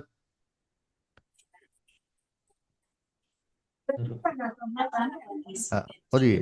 ನಾವು ಪ್ರಸ್ತಾಪಿಸುತ್ತಿರುವ ಭವಿಷ್ಯತ್ತಿನ ಲೋಕವನ್ನು ಇಲ್ಲ ಇಬ್ರಿಯರು 2:9 ಬ್ರದರ್. 2:9. ಹ್ಮ್ ಆದರೂ ದೇವದೂತರಿಗಿಂತ ಸ್ವಲ್ಪ ಕಡಿಮೆಯಾಗಿ ಮಾಡಲ್ಪಟ್ಟವನಾದ ಯೇಸು ಬಾಧೆಯನ್ನು ಅನುಭವಿಸಿ ಮೃತಪಟ್ಟಿದ್ದರಿಂದಲೇ ಮಹಿಮೆಯನ್ನು ಗೌರವವನ್ನು ಕಿರೀಟವಾಗಿ ಹೊಂದಿರುವುದನ್ನು ನಾವು ನೋಡುತ್ತೇವೆ. ನೋಡ್ರ, ಅದಕ್ಕಾಗಿಯೇ ದೇವರು ಕೃಪೆಯಿಂದ ಯೇಸು ಎಲ್ಲರಿಗೋಸ್ಕರ ಮರಣವನ್ನು ಅನುಭವಿಸಿದ್ದಾನೆ. ದೇವದೂತರಿಗೆ ಸ್ವಲ್ಪ ಕಮ್ಮಿಯಾಗಿ ಮಾಡಲ್ಪಟ್ಟ ಒಬ್ಬಾತನು ನಮಗಾಗಿ ಏನ್ ಮಾಡ್ತಾರೆ, ಮಣ್ಣನ್ನ ಅನ್ಭವಿಸ್ರಂತೆ. ಅಂದ್ರೆ ಹಂಗಾರೆ ಅವ್ರು ದೇವ್ರಿಗೆ ಈಕ್ವಲ್ ಆಗೈತಾರ? ಯೋಚನೆ ಮಾಡ್ರಿ ಅಂತೀನಿ. ಅಂದ್ರ ದೇವದೂತರಿಗೆ ಸ್ವಲ್ಪ ಕಮ್ಮಿಯಾಗಿ ಮಾಡಲ್ಪಟ್ಟ ಒಬ್ಬಾತನು. ಅಲ್ವರ ಆಕ್ಚುಲಿ ಯೇಸು ಕ್ರಿಸ್ತನಿಗೆ ಒಬ್ರು ದೇವ್ರು ಇದ್ದಾರ್ರಿ. ಅಲ್ವರ ನಾವಿಬ್ರು ಏನ್ರಿ ಅಣ್ಣ ತಮ್ಮಂದ್ರು. ನೋಡಿ ವಾಕ್ಯ ಓದೋಣ, ಯೋಹಾನ 20ನೇ ಅಧ್ಯಾಯ 17ನೇ ವಾಕ್ಯ. ಯೋಹಾನ 20:17. ಗೋಪಾಲ ಬ್ರದರ್ ಓದ್ತೀರಾ? ಆಗ್ತದ? ಗೋಪಾಲ ಬ್ರದರ್, ಯೋಹಾನ 20ನೇ ಅಧ್ಯಾಯ 17ನೇ ವಾಕ್ಯ ಓದ್ಬೋದಾ? ಓದಿ ಬ್ರದರ್. ಯೇಸು ಆಕೆಗೆ, ನನ್ನನ್ನು ಹಿಡಿಯಬೇಡ, ಏಕೆಂದರೆ ನಾನು ಇನ್ನೂ ತಂದೆಯ ಬಳಿಗೆ ಏರಿ ಹೋದವನಲ್ಲ. ನೀನು ನನ್ನ ಸಹೋದರರ ಬಳಿಗೆ ಹೋಗಿ, ನಾನು ನನ್ನ ತಂದೆಯು ನಿಮ್ಮ ತಂದೆಯು, ನನ್ನ ದೇವರು ನಿನ್ನ ದೇವರು ಆಗಿರುವ ಆತನ ಬಳಿಗೆ ಏರಿ ಹೋಗುತ್ತೇನೆ ನೋಡ್ರ ಎಂದು ಅವರಿಗೆ ಹೇಳಿದರು. ಎಷ್ಟು ಕ್ಲಿಯರ್ ಆಗಿ ಹೇಳ್ತಾರೆ. ನಾನಿನ್ನ ಏನ್ರಿ ನನ್ನ ತಂದೆ ಬಳಿಗೋ ನಿಮ್ಮ ತಂದೆ ಬಳಿಗೋ, ನಾ ಇನ್ನ ನನ್ನ ದೇವರ ಬಳಿಗೋ ನಿನ್ನ ದೇವರ ಬಳಿಗೆ ಏನಾಗಿಲ್ಲ, ಇನ್ನ ಏರಿ ಹೋಗಿಲ್ಲ. ಇನ್ನ ಏರಿ ಹೋಗಿಲ್ಲ. ಅದ್ರ ಇದನ್ನ ಹೋಗಿ ಎಲ್ಲ ಸಹೋದರಗಳಿಗೆ ಮಾಡಿ ತಿಳಿಸಿ ಅಂತ ಹೇಳ್ತಂದ್ರೆ ಇಬ್ರಿಗೂ ಒಬ್ಬರೇ ತಂದೆ ರೀ, ಇಬ್ರಿಗೂ ಒಬ್ಬರೇ ದೇವ್ರಿ. ಹಂಗಾರೆ ಇಬ್ರು ಏನಾದ್ರಿ ಏನ್ರಿ ಅಣ್ಣ ತಮ್ಮ. ಅಣ್ಣ ಯಾರು? ಅವರು. ನಾವೆಲ್ಲ ಏನ್ರಿ ತಮ್ಮ ರೀ. ಅಂದ್ರ ಯೇಸು ಕ್ರಿಸ್ತ ನಮ್ಮನ್ನ ತಮ್ಮ ಅಂತ ಕರೆಯೋದಕ್ಕೆ ನಾಚಿಕೆ ಪಡಲ್ಲ ರೀ. ನೋಡಿ ಓದೋಣ, ಇಬ್ರಿಯರು 2ನೇ ಅಧ್ಯಾಯ 11 ಮತ್ತು 12. ಏಕೆಂದರೆ ಪವಿತ್ರಗೊಳಿಸುವವನಿಗೂ ಪವಿತ್ರರಾದವರಿಗೂ ಒಬ್ಬಾತನೇ ಮೂಲ, ಆತನೇ ದೇವರು. ಈ ಕಾರಣದಿಂದ ಅವರನ್ನು ಪವಿತ್ರಗೊಳಿಸುವ ಆತನು ಅವರನ್ನು ಸಹೋದರರೆಂದು ಕರೆಯುವುದಕ್ಕೆ ನಾಚಿಕೆ ಪಡಲಿಲ್ಲ. ನೋಡ್ರ, ಸಹೋದರ ಅಂತ ಕರೆಯೋದಕ್ಕೆ ಏನ್ ಮಾಡಲ್ಲ, ನಾಚಿಕೆ ಪಡಲ್ಲ ಅಂತ. ಯಾಕೆ ಸಹೋದರು? ಅವ್ರು ನಮ್ಮ ಅಣ್ಣ ರೀ. ಅಲ್ದ್ರ ಅಣ್ಣ ತಮ್ಮನಿಗೂ ಸಂಬಂಧ ಇಲ್ವಾ? ಅಣ್ಣ ತಮ್ಮ ತಂದೆಗೆ ಈಕ್ವಲ್ ಆಗೋಯ್ತಾರ, ತಂದೆ ಆಗ್ಬಿಡ್ತಾರ? ಯೋಚನೆ ಮಾಡ್ತೀನಿ. ಇವಾಗ ನಮ್ಮಲ್ಲಿ ನಮ್ಮ ಅಣ್ಣ ಇದೆ ಅಂತ ತಿಳ್ಕೊಳ್ಳಿ, ನಮ್ಮ ಅಣ್ಣ ತಂದೆ ಆಗ್ಬಿಡ್ತಾನ? ತಂದೆ ಸ್ಥಾನದಲ್ಲಿ ಇರ್ಬೋದು, ತಂದೆ ಆಗ್ಬಿಡ್ತಾರ? ಯೋಚನೆ ಮಾಡ್ರಿ. ಅವ್ರು ನಮ್ಮ ತಾಯಿ ಗಂಡ ಆಗ್ಬಿಡ್ತಾರ? ಯೋಚನೆ ಮಾಡಿ, ಎಂತ ಕನ್ಫ್ಯೂಷನ್ ಅಲ್ಲ. ನಿಮ್ರೊಂದ್ ಕಾಲದಲ್ಲಿ ಇದೇ ಆಗಿದ್ರೆ ನಮ್ಮ ಅಣ್ಣ ರೀ ಅವರು. ಅಲ್ವರ ಯೇಸು ಕ್ರಿಸ್ತ ಹೇಳ್ತಾರೆ, ಕಾಲ್ಡ್ ಯು ಫ್ರೆಂಡ್ ಅಂತ ಹೇಳ್ತಾರ್ರಿ. ಎಲ್ಲರೂ ಹೇಳಿದಾರ ನಾನೇ ತಂದೆ ನನ್ನ ಆರಾಧನೆ ಮಾಡಿಸಿ ಅಂತ ಹೇಳಿದಾರೆ ಎಲ್ಲೂ ಇಲ್ಲ ರೀ. ಅದಕ್ಕೆ ನೋಡ್ಬೇಕಾದ್ರೆ ಕರ್ತನಲ್ಲಿ ಪ್ರೀತಿ ಅನ್ಸೋಗಳೇ, ನಿಜವಾದ ಉಪದೇಶ ಹೆಂಗ್ ಪರೀಕ್ಷೆ ಮಾಡೋದು? ಯಾರು ಉಪದೇಶ ಚೆಕ್ ಮಾಡ್ಬೇಕಾದ್ರೆ ಹೆಂಗ್ ಚೆಕ್ ಮಾಡ್ಬೇಕು ಅಂದ್ರೆ, ಈ ತ್ರೈಕತ್ವ ಉಪದೇಶ ಇಟ್ಬಿಟ್ಟು ಪರೀಕ್ಷೆ ಮಾಡಿ ಅಂತ ಸತ್ಯವೇದ ಹೇಳ್ತಾರೆ. ಹೆಂಗ್ ಚೆಕ್ ಮಾಡೋದು ನೋಡಿ, ಓದನ ಥರ್ಮಾಮೀಟರ್ ಕೊಡ್ತೀನಿ, ನೋಡಿರ್ತೀನಿ ಟೆಸ್ಟ್ ಮಾಡೋದು ಹೆಂಗೆ ಅಂತ. ವೋಲ್ಟೇಜ್ ಹೆಂಗಿದೆ, ಥರ್ಮಾಮೀಟರ್ ಟೆಂಪರೇಚರ್ ಹೆಂಗೆ ಚೆಕ್ ಮಾಡೋದು ನೋಡಿರ್ತೀನಿ. 1ನೇ ಯೋಹಾನ 4ನೇ ಅಧ್ಯಾಯ 1-3. ಯಾರು ಓದ್ತೀರಾ? ಮುತ್ತುರಾಜ್ ಬದರ್, ಜೋಯಲ್ ಬದರ್, ರಾಜೇಂದ್ರ ಗೌಡ ಬದರ್ ಓದ್ಬೋದಾ? ಓದ್ರಿ.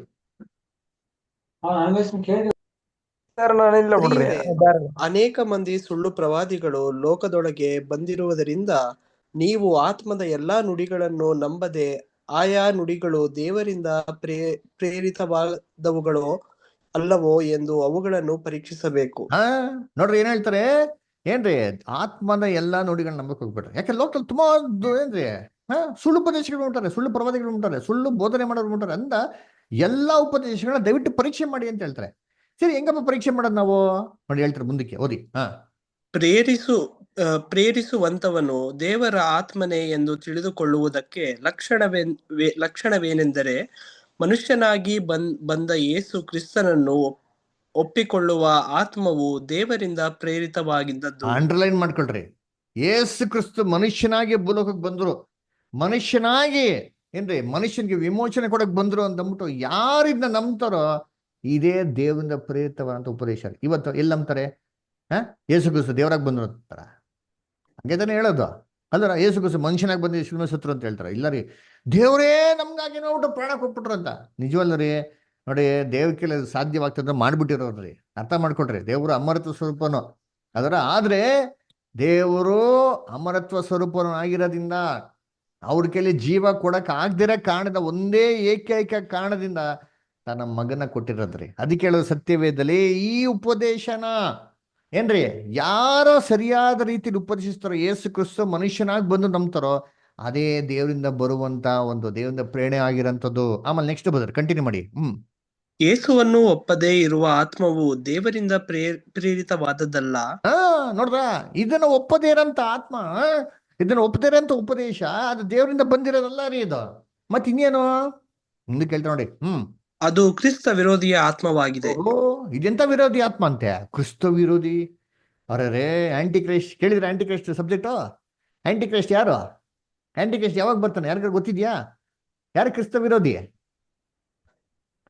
ನೋಡ್ರ, ಓದೋಣ ಬೈಬಲ್ನ ನೋಡಿದ್ದೀನಿ. ಕ್ರಿಸ್ತ ವಿರೋಧಿ ಯಾರಂತ ನೋಡಿದ್ದೀನಿ. ಏನ್ ಹೇಳ್ತಾರೆ? ಈ ವಾಕ್ಯ ಅಂಡರ್ಲೈನ್ ಮಾಡ್ಕೊಳ್ಳಿ. ಇದು ಕ್ರಿಸ್ತ ವಿರೋಧಿಯ ಉಪದೇಶ. ಯಾವುದು? ತ್ರೈಕತ್ವ ಅಂತ ಹೇಳೋದು ಕ್ರಿಸ್ತ ವಿರೋಧಿಯ ಉಪದೇಶ. ಆಮೇಲೆ ನೆಕ್ಸ್ಟ್ ಬುಧ, ಅದು ಬರುವುದೆಂಬುದನ್ನು ನೀವು ಕೇಳಿದ್ದೀರಲ್ಲ, ಈಗಲೂ ಲೋಕದಲ್ಲಿ ಅದೇ. ನೋಡ್ರ, ಯಾವಾಗ ಐತಂತೆ ಕ್ರಿಸ್ತ ವಿರೋಧಿ? ಯಾವಾಗ ಐತಂತೆ? ಬತ್ತೀರಿ ಅಂತ ಕೇಳಿದಿರಲ್ವಾ? ನೀವು ಬತ್ತೀರಿ ಅಂತ ಕೇಳಿದ್ರಲ್ಲ, ಈಗಲೇ ಇದೆ ಅಂತ ಹೇಳ್ತಾರೆ. ಮತ್ತೆ ಇವತ್ತೆಲ್ಲರೂ 666 ಅಂತ ಬರ್ತಾರೆ, ಮುದ್ರೆ ತಗೊಂಡ್ಬರ್ತಾರೆ, ತಲೆ ಮೇಲೆ ಹೊಡಿತಾರೆ, ಕೈ ಮೇಲೆ ಹೊಡಿತಾರೆ ಅಂತ ಬಿಟ್ಟು ಕಾಯ್ಕೊಂಡು ಗೊತ್ತವ್ರೆ. ಎಲ್ಲಿ ಹೊಡಿತಾನೆ ಸೇತನ? ಕೈ ಹೊಡಿತಾನ? ಯೋಚನೆ ಬಿಟ್ಟು ಕೈ ಹೊಡಿತಾನೆ ಸೇತನ? ನೀವು ಬಂದ್ರೆ 666 ನೀವು ಹೊಡ್ಸ್ಕೊಂಡ್ಬಿಡ್ತೀರಾ? ಜಗತ್ತಲ್ಲಿರೋ ಪ್ರತಿಯೊಬ್ಬ ಮನುಷ್ಯನ್ ಗೊತ್ತು 666 ಸೇತಾನ್ದು ಅಂತ. ಹಂಗಾರೆ ಹೆಂಗ್ ಓಡಿಸ್ಕೊಂಡ್ಬಿಡ್ತಾರೆ? ಬೈಬಲ್ ಇದ್ರ ಅಪೋಸ್ತಲರ ಕಾಲದಲ್ಲೇ ಕ್ರಿಸ್ತ ವಿರೋಧಿ ಇದ್ರಂತೆ. ಹಂಗಾರೆ ಯಾವ್ದು ಕ್ರಿಸ್ತ ವಿರೋಧಿ? ಇದಕ್ಕೆ ಒಂದು ಪಾಠ ಇದೆ, ನೋಡ್ರಿ ಅಂತೀನಿ. ಕರ್ತನಲ್ಲಿ ಪ್ರೀತಿ ಅಂತ ಸೊಳ್ಳೆ ಕ್ರಿಸ್ತ ವಿರೋಧಿ ಬರ್ತಾರೆ ಅಂತಲ್ಲ, ಬಂದ್ಬಿಟ್ಟವ್ರೆ. ಸತ್ಯವೇದದಲ್ಲಿ ಅಪೋಸ್ತಲರ ಕಾಲದಲ್ಲಿ ಅವ್ರೆ. ಯಾರು ಅವರು? ಇದನ್ನ ಕಂಡುಹಿಡಿಬೇಕ್ರಿ ಅಲ್ವರ? ಅದಕ್ಕೆ ಈ ತ್ರೈಕತ್ವ ಅಂತ ಉಪದೇಶ ಮಾಡೋರು, ಉಪದೇಶ ನಂಬೋರು ಕ್ರಿಸ್ತ ವಿರೋಧಿಯ ಉಪದೇಶಗಳು. ಆಮೇಲೆ 14 ಮತ್ತು 15ನೇ ವಾಕ್ಯ ಬದರ್, ಅದೇ ಅಧ್ಯಾಯ 14 ಮತ್ತು 15. ತಂದೆಯು ತನ್ನ ಮಗನನ್ನು ಲೋಕ ರಕ್ಷಣಕ್ಕಾಗಿ ಕೊಟ್ಟಿರುವುದನ್ನು ನಾವು ನೋಡಿದ್ದೇವೆ, ಅದರ ವಿಷಯದಲ್ಲಿ ಸಾಕ್ಷಿ ಹೇಳುತ್ತೇವೆ. ನೋಡ್ರ ಎಷ್ಟು ಕ್ಲೀನ್ ಆಗೈತೆ ಅಂತೀರಿ. ಏನಕ್ಕೆ ಅಂತ ಕೆಲ್ಸ್ಕೊಟ್ಟಿರೋದು ನೋಡಿ, ಕ್ಲೀನ್ ಆಗಿ ಹೇಳ್ತಾರೆ. ಏನಪ್ಪ ನಿಜವಾದ ಉಪದೇಶ ಅಂತಂದ್ರೆ, ತಂದೆ ತನ್ನ ಮಗನನ್ನು ಕಳ್ಸಿಕೊಟ್ಟಿದ್ದಕ್ಕೆ ಲೋಕರಕ್ಷಕನಾಗಿ ಕಳ್ಸಿಕೊಟ್ಟಿದ್ದಂತಾರೆ ಅಲ್ವರ? ಆಮೇಲೆ ಯೇಸು ದೇವರ ಮಗನಾಗಿದ್ದಾನೆಂದು ಯಾವನು ಒಪ್ಪಿಕೊಂಡು ಹೇಳುತ್ತಾನೋ ಅವನಲ್ಲಿ ದೇವರು ನೆಲೆಗೊಂಡಿದ್ದಾನೆ. ನೋಡ್ರ, ಅಂಡರ್ಲೈನ್ ಮಾಡ್ಕೊಳ್ರಿ. ಎಷ್ಟು ನೋಡಿ ಕರೆಕ್ಟ್ ಆಗಿ ನೋಡಿರ್ತೀನಿ. ಯಾರು ಯೇಸುವನ್ನು ಮಗನೆಂದು ಅರಿಕೆ ಮಾಡ್ತಾರೋ, ಒಪ್ಕೊಳ್ತಾರೋ, ಅವರಲ್ಲಿ ಏನಿರ್ತಂತೆ? ದೇವರು ಇರ್ತಾರೆ, ದೇವರು ವಾಸ ಮಾಡ್ತಾರೆ ಅಂತಾರೆ ಅಲ್ವ? ಆಮೇಲೆ ನೆಕ್ಸ್ಟ್, ಅವನು ದೇವರಲ್ಲಿ ನೆಲೆಗೊಂಡಿದ್ದಾನೆ. ಅವನು ದೇವರಲ್ಲಿ ನೆಲೆಗೊಂಡಿದ್ದಾನಂತೆ. ಆಮೇಲೆ ದೇವರು ನಮ್ಮಲ್ಲಿಟ್ಟಿರುವ ಪ್ರೀತಿಯನ್ನು ನಾವು ತಿಳಿದುಕೊಂಡು. ನೋಡ್ರ, ಎಷ್ಟು ಹೇಳ್ತಾರೆ ದೇವ್ರ ನಮ್ಮ ಪ್ರೀತಿ ಅಂತಾರೆ. ಇದಿಲ್ಲ ಅಂತಾರೆ ದೇವ್ರ ನೆಲೆಗೊಂಡಿರ್ತಾರ? ಇದು ದೇವ್ರ ಆತ್ಮನ? ಯೋಚನೆ ಮಾಡಿದ್ರಿ. ಇದು ಕ್ರಿಸ್ತ ವಿರೋಧಿ ಆತ್ಮ. ಅದಕ್ಕೆ ಹೇಳೋದ ಕರ್ತನಲ್ಲಿ ಪ್ರೀತಿ ಅಂತಾಗಲೇ ಉಪದೇಶಗಳನ್ನ ನೋಡಿ ನಂಬಬೇಕು ಅಂತಬಿಟ್ಟು. ಅದರ ಕರ್ತನಲ್ಲಿ ಪ್ರೀತಿ ಅಂತಾಗಲೇ ನೋಡಿ, ಈ ಮೆಜಾರಿಟಿ ಕನ್ಫ್ಯೂಷನ್, ತ್ರೈಕತ್ವಕ್ಕೆ ಮೆಜಾರಿಟಿ ಕನ್ಫ್ಯೂಷನ್ ಏನಪ್ಪಾ ಅಂದ್ರೆ ರಾಂಗ್ ಟ್ರಾನ್ಸ್ಲೇಷನ್. ನೋಡಿ, ಬೈಬಲ್ ನಲ್ಲಿ ಎಷ್ಟೋ ಜಾಗದಲ್ಲಿ ಏನ್ರಿ ತಪ್ಪಾದ ರೀತಿಯಲ್ಲಿ ಟ್ರಾನ್ಸ್ಲೇಷನ್ಸ್ ಮಾಡಿದ್ರಿಂದ ಓದೋರ್ಗೆ ಏನಾಗ್ತಾರೆ ಅಂದ್ರೆ ತುಂಬಾ ಏನಾಗ್ತಾರೆ, ಕನ್ಫ್ಯೂಷನ್ ಆಗ್ತಾರೆ ಅಲ್ವರ? ಅದು ಹೇಗೆ ಅಂತಾರೆ ಸ್ವಲ್ಪ ಕ್ಷಣದಲ್ಲಿ ಹೇಳ್ತೀನಿ. ಯಾವ ರೀತಿ ಟ್ರಾನ್ಸ್ಲೇಷನ್ ಮಿಸ್ಟೇಕ್ಸ್ ಮಾಡಿದ್ರೆ ಯಾವ ರೀತಿ ಓದ್ಬೇಕಾದ್ರೆ ಕನ್ಫ್ಯೂಷನ್ ಆಗ್ತದೆ ಬೇರೆ ಬೇರೆ ಭಾಷೆಗಳಲ್ಲಿ ಅಲ್ವರ? ಸೊ ಇದಕ್ಕೆ ಸಿಂಪಲ್ ಟೆಸ್ಟ್ ಏನಿಲ್ಲ. ನೀವು ಯಾರೋ ಹೊಸೊಬ್ರು ಬಂದ್ರೆ ಕ್ರೈಸ್ತವರಾಗಿ ಅವ್ರಿಗೆ ಒಂದು ಬೈಬಲ್ ಕೊಟ್ಬಿಟ್ಟು ನೋಡ್ರಿ ಅಂತೀನಿ. ಅಲ್ಲ, ಇವಾಗ ಯಾರೋ ಹೊಸೊಬ್ರು ಕ್ರೈಸ್ತವ್ರು ಬಂದ್ರೆ ಅವ್ರಿಗೆ ಏನ್ ಬೈಬಲ್ ಕೊಡ್ತೀರಾ ನೀವು? ಏನ್ ಬೈಬಲ್ ಕೊಡ್ತೀರಾ? ಪೂರ್ತಿ ಬೈಬಲ್ ಕೊಡ್ತಾರಾ? ಪೂರ್ತಿ ಬೈಬಲ್ ಕೊಡ್ತಾರ? ಕೊಡ್ತಾರ? ಯಾಕೆ ಹೊಸ ಒಡಂಬಡಿಕೆ ಮಾತ್ರ ಕೊಡೋದು? ಯಾಕೆ ಹಳೆ ಒಡಂಬಡಿಕೆ ಕೊಡಲ್ಲ? ಹಳೆದ್ರಲ್ಲೆಲ್ಲ ಕನ್ಫ್ಯೂಷನ್ ಆಗ್ಬಿಡ್ತಾರೆ ಅಂತ. ಎಲ್ಲ ಆಗ್ಬಿಡ್ತಾರೆ. ಕರೆಕ್ಟ್ ಆಗಿ ಹೇಳ್ಬಿಡ್ತಾರೆ, ಯಾರು ಆಗಲ್ಲ ಕನ್ಫ್ಯೂಷನ್. ಇವ್ರು ಕೊಡದಿರೋದೇ ಕನ್ಫ್ಯೂಷನ್. ಕೊಟ್ಬಿಟ್ರಲ್ಲ ದೇವ್ರು, ಯೇಸು ಕ್ರಿಸ್ತನೇ ದೇವರಪ್ಪ, ಯೇಸು ಕ್ರಿಸ್ತನೇ ನಂಬೇಕು ಅಂತ ಇವ್ರಿಗೆ ಏನ್ಬಿಡುತ್ತೆ, ತಲೆ ಫಿಕ್ಸ್ ಆಗ್ಬಿಡ್ತಾರೆ. ಬೈಬಲ್ ಓದ್ಬೇಕಾದ್ರೆ ಏನಾಗ್ತದೆ, ಅದಿಲ್ವಲ್ಲ ಹಂಗೆ. ನೀವು ಓದ್ಬೇಕಾದ್ರೆ ಇಲ್ಲೆಲ್ಲ ಪ್ರಶ್ನೆ ಬರ್ತದೆ. ಏನಿಲ್ಲ ರೀ, ಹೊಸೊಬ್ರಿಗೆ ಅನ್ನ ಕರೆದ್ಬಿಟ್ಟು ಏನು ಹೇಳ್ಬಿಡಿ, ಫುಲ್ ಪೂರ್ತಿ ಬೈಬಲ್ ಕೊಟ್ಬಿಟ್ಟು ಏನ್ ಗೊತ್ತಾ ಮಾಡಿ, ಅವ್ರು ಕೂತ್ಕೊಂಡು ನೀವು ಫುಲ್ ಬೈಬಲ್ ನೀವು ಓದಿ ಅಂತೇಳಿ. ಫುಲ್ ಬೈಬಲ್ ಓದಿದ್ಮೇಲೆ ಏನೋ ಕೇಳ್ಬಿಡಿ. ಅವರು ರೂಮಿಂದ ಹೊರಗಡೆ ಬಂದ ತಕ್ಷಣ, ಬ್ರದರ್ ಯೇಸು ಕ್ರಿಸ್ತನ ಯಾರು ಬ್ರದರ್ ಅಂತ ಕೇಳಿ, ಅವ್ರೇನು ಉತ್ತರ ಕೊಡ್ತಾರೆ ನೋಡಿರ್ತೀನಿ. ತಂದೆಯ ದೇವ್ರು ಯಾರು ಅಂತ ಪ್ರಶ್ನೆ ಕೇಳಿ, ಈ ಉತ್ತರ ಏನ್ ಸ್ಪಷ್ಟವಾಗಿ ಕೊಡ್ತಾರೆ ಅಂತಂದ್ರೆ, ತಂದೆ ಸರ್ವಶಕ್ತನಾಗಿರೋ ದೇವರು, ಯೇಸು ಕ್ರಿಸ್ತನ ಏಕೈಕ ಮಗನು ಅಂತ ಬಹು ಸ್ಪಷ್ಟವಾಗಿ ಏನ್ ಮಾಡ್ತಾರೆ, ಉತ್ತರ ಕೊಡ್ತಾರೆ. ಇವೆಲ್ಲ ಕನ್ಫ್ಯೂಷನ್ ಕ್ರಿಯೇಟ್ ಆಗಿದೆ ಯಾರಂತಂದ್ರೆ, ಈ ದುರುಪದೇಶಕರ ಒಂದು ಉಪದೇಶಗಳಿಂದ ಏನಾಗೋದು, ಕನ್ಫ್ಯೂಷನ್ ಕ್ರಿಯೇಟ್ ಆಗೋದು. ಅದರ ಆಕ್ಚುಲಿ ನೋಡ್ಬೇಕಾರೆ ಯೇಸು ಕ್ರಿಸ್ತನ್ಗೆ ಸಂಪೂರ್ಣವಾದ ಅಧಿಕಾರ ಇರಲಿಲ್ಲ ರೀ.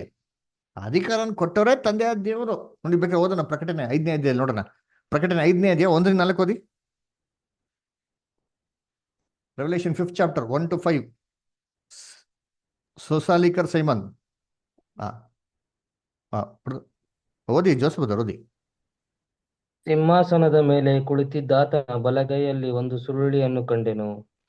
ಅದರ 2 ಪಕ್ಕೆಗಳಲ್ಲಿಯೂ ಬರೆದಿತ್ತು. ಅದು 7 ಮುದ್ರೆಗಳಿಂದ ಮುದ್ರಿತವಾಗಿತ್ತು. ನೋಡೋರ ಏನ್ರಿ, ತಂದೆಯ ದೇವರು ಸಿಂಹಾಸನ ಕೂತವ್ರೆ, ಕೈನೂ ಪುಸ್ತಕ ಇದ್ದಂತೆ, ಸುಳ್ಳಿ ಇದಂತೆ, ಅದು ಹೊರಗಡೆ ಬರ್ದಿತ್ತಂತೆ, ಅದು 7 ಮುದ್ರೆಯಿಂದ ಮುದ್ರಿತವಾಗಿತ್ತಂತೆ. ಆಮೇಲೆ ಇದಲ್ಲದೆ ಬಲಿಷ್ಠನಾದ ಒಬ್ಬ ದೇವದೂತನು ಆ ಸುರುಳಿಯನ್ನು ಬಿಚ್ಚುವುದಕ್ಕೂ ಇದರ ಮುದ್ರೆಗಳನ್ನು ಒಡೆಯುವುದಕ್ಕೂ ಯಾವನು ಯೋಗ್ಯನು ಎಂದು ಮಹಾಶಬ್ದದಿಂದ ಸಾರುವುದನ್ನು ಕಂಡೆನು. ಆ ಆ ಸುರುಳಿಯನ್ನು ಬಿಚ್ಚುವುದಕ್ಕಾದರೂ ಅದರೊಳಗೆ ನೋಡುವುದಕ್ಕಾದರೂ ಪರಲೋಕದಲ್ಲಿ ಆಗಲಿ ಭೂಮಿಯ ಕೆಳಗಾಗಲಿ ಯಾವನಿಗೂ ಶಕ್ತಿ ಇರಲಿಲ್ಲ. ಯಾವನಿಗೂ ಶಕ್ತಿ ಇರ್ಲಿಲ್ಲ ಅಂತ ಅಂಡರ್ಲೈನ್ ಮಾಡ್ಕೊಳ್ಳಿ. ಸರ್ವಶಕ್ತಿ ದೇವ್ರ ಕೈಲಿ ಒಂದಿದೆ ಅಂತೆ, ಅದು ಯಾರ ಕೈಲೂ ಓಪನ್ ಮಾಡಕ್ ಆಗ್ತಾನೆ, ಇವನ್ ಕ್ರಿಸ್ತನ್ ಕೈಲೂ ಆಗ್ತಾ ಇರ್ಲಿವಂತೆ.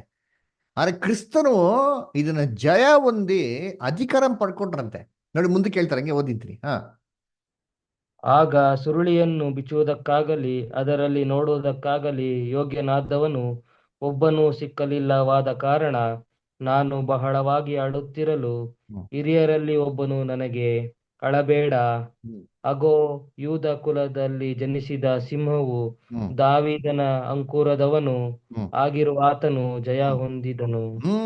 ಜಯ ಹೊಂದಿದ್ದಾನೆ ನೋಡ್ರ. ಏನಂತೆ, ಯೂದ ಕುಲದ ಸಿಂಹ ಜಯ ಹೊಂದಿದ್ದಾರೆ. ಜಯ ಹೊಂದ್ಬಿಟ್ಟು ಅಧಿಕಾರನ ಪಡ್ಕೊಂಡಿದ್ದಾರಂತೆ. ನೋಡ್ರ, ಯಾರಿಂದ? ತಂದೆಯ ದೇವರಿಂದ ಪಡ್ಕೊಂಡು ಎಲ್ಲಾ ತಿಳಿಯೋದಕ್ಕೆ ಕೃಪೆ ಏನಾಗಿದೆ ಅವ್ರಿಗೆ ಕೊಟ್ಟಿದ್ದಾರೆ. ಅದಕ್ಕಿಂತ ಮುಂಚೆ ಕ್ರಿಸ್ತನ್ಗೂ ಗೊತ್ತಿರಲಿಲ್ಲ ರೀ ಎಷ್ಟೋ ವಿಚಾರಗಳು. ಅದಕ್ಕೆ ಕರ್ತನಲ್ಲಿ ಪ್ರೀತಿ ಅನ್ಸಗಳೇ ಇವೆಲ್ಲ ಅಟ್ಟರ್ ಕನ್ಫ್ಯೂಷನ್ ಮೆಜಾರಿಟಿ ಟ್ರಾನ್ಸ್ಲೇಷನ್ ಇಂದ. ಅದಕ್ಕೆ ಏನ್ರಿ, ಈ ಒಂದು ಹಿಬ್ರಿಯರ್ ಭಾಷೆಯಲ್ಲಿ, ಅಂದ್ರೆ ಹಳೆ ಒಡಂಬಡಿಕೆಯಲ್ಲಿ ಸರ್ವಶಕ್ತನಾಗಿರೋ ದೇವರಿಗೆ ಬರುವಂತ ಪದ ನಮ್ಮ ಇಂಗ್ಲಿಷ್ ಬೈಬಲ್ ಜೆಹೋವಾ ಅಂತ ಬರ್ತದ್ರಿ. ಇದು ಇಬ್ರಿಯರ ಒಂದು ಒಂದು ಭಾಷೆಯಲ್ಲಿ ನೋಡಿದ್ರೆ ಅದು ಬರೋಂಥ ಪದ YHWH ಅಂತ. ಅದರ ಇವಾಗ YHWH ನ ಉಚ್ಚಾರಣೆ ಮಾಡಕ್ಕಾಗ್ತಾರ ಅಂದ್ರೆ ಉಚ್ಚಾರಣೆ ಮಾಡಕ್ಕಾಗಲ್ಲ. ಯಾಕೆ ಉಚ್ಚಾರಣೆ ಮಾಡಕ್ಕಾಗಲ್ಲ ಅಂದ್ರೆ ಅದಲ್ಲಿ ಓವಲ್ಸ್ ಅಂತ ಅಂದ್ಬಿಟ್ಟಿಲ್ಲ. ಓವಲ್ಸ್ ಅಂದ್ರೆ ಇಂಗ್ಲಿಷ್ ಹೇಳ್ತಾರೆ AEIOU ಅಂತ. ಈ ಪದ ಇದ್ರೆ ಮಾತ್ರ ಒಂದು ಇಂಗ್ಲಿಷ್ ಪದನ ಉಚ್ಚಾರಣೆ ಮಾಡಕ್ ಸಾಧ್ಯ. ಈ ಪದನ ಇಲ್ಲ ಅಂತಂದ್ರೆ ಉಚ್ಚಾರಣೆ ಮಾಡಕ್ ಏನಾಗಲ್ಲ, ಸಾಧ್ಯ ಇಲ್ಲ. ಅದಕ್ಕೆ ಏನ್ ಮಾಡಿದ್ರು ಟ್ರಾನ್ಸ್ಲೇಷನ್ಸ್ ಅವರು, ಈ ಪದನ ಉಚ್ಚಾರಣೆ ಮಾಡಕ್ ಅನುಕೂಲ ಆಗ್ಲಿ ಅಂತ ಏನಪ್ಪ ಮಾಡಿದ್ರೆ ಒರಿಜಿನಲ್ ಹಿಬ್ರು ಪದ YHWH ಇದ್ ಹೇಳಕತ್ತದ. YHWH ಸರ್ವಶಕ್ತನಾಗಿರೋ ದೇವ ಅಂತ ಹೇಳಕತ್ತದ. ಹೆಂಗಿರ್ತಾರೆ ಅದೊಂಥರ ಒಂದು ಒಂದು ಸರಿಯಾದ ರೀತಿನೇ ಅಲ್ಲ ರೀ ಅದು ಬಳಕೆ ಮಾಡೋದು. ಅದಕ್ಕೆ ಏನ್ ಮಾಡಿದ್ರು, ಪದಗಳನ್ನ ಆಡ್ ಮಾಡಿದ್ರು. ಹೆಂಗ್ ಆಡ್ ಮಾಡಿದ್ರು, YA ಅಂತ ಪದ ಆಡ್ ಮಾಡಿದ್ರು, HW ಆಮೇಲೆ E ಅಂತ ಪದ ಆಡ್ ಮಾಡಿದ್ರು, ಆಮೇಲೆ H. ಅವಾಗೇನಾಯ್ತು, ಯಾವೇ ಅಂತ ಪದ ಬಂತು ಅಲ್ರ. ಇವಾಗ ಯಾವೇ ಅಂತ ಪದ ಅದನ್ನೇ ಹೆಂಗ್ರಿ ಹಂಗೆ ಏನ್ ಮಾಡಿದ್ರು ಬಳಕೆಯಲ್ಲಿ, ಹಂಗೆ ಯೆಹೋವಾ ಅಂತ ತಂದ್ರೆ ಹಿಂಗೆ. ಇವಾಗ ಇಂಗ್ಲೀಷಲ್ಲಿ ನಾವ್ ಏನ್ ನೋಡ್ತೀರಿ, ಇಂಗ್ಲೀಷಲ್ಲಿ ನಾವು ಯೇಸು ಕ್ರಿಸ್ತನಿಗೆ ಏನಂತ ಕರಿತೀವಿ ಇಂಗ್ಲೀಷಲ್ಲಿ? ಜೀಸಸ್. ಕನ್ನಡದಲ್ಲಿ ಹೆಂಗ್ ಕರಿತೀರಿ? ಇದೇ ತರ ಬಳಕೆ ಅಷ್ಟೇ ಏನ್ರಿ. ನಾವ್ ಯೇಸು ಕರೆದಿದ ತಕ್ಷಣ Yesu Krista this is not my name please go ಅಂತ ಏನ್ ಹೇಳಲ್ಲ. ಅರ್ಥ ಮಾಡ್ಕೊಂತಾರ್ರಿ. ಅದರ ನಾವ್ ಯೇಸು ಅಂತ ಏನ್ ಹೇಳ್ತಾರೋ ಇಂಗ್ಲೀಷಲ್ಲಿ ಜೀಸಸ್. ಇದೇ ತರ ಯಾವೇ ಅಂತ ಹೇಳದ ಯೆಹೋವಾ ಅಂತ ಏನ್ ಮಾಡಿದ್ರೆ ಇದನ್ನ ಮಾಡಿದ್ರಿ ಅಲ್ವರ. ಕರ್ತನಲ್ಲಿ ಪ್ರೀತಿ ಅನ್ಸೋಗಳೇ ಮೊದಲು ಯೆಹೋವಾ ಅಂತ ಇಂಗ್ಲಿಷ್ KJV ಬೈಬಲ್ ಅಲ್ಲಿ ಬರದಿದೆ ವಾಕ್ಯ. ಇಲ್ಲಿ ವಿಮೋಚನಾ ಕಾಂಡ 3:14 ಓದಿ ಬರ್ತಾರೆ. ವಿಮೋಚನಾ ಕಂಡ 3:14 ಓದ್ರಿ.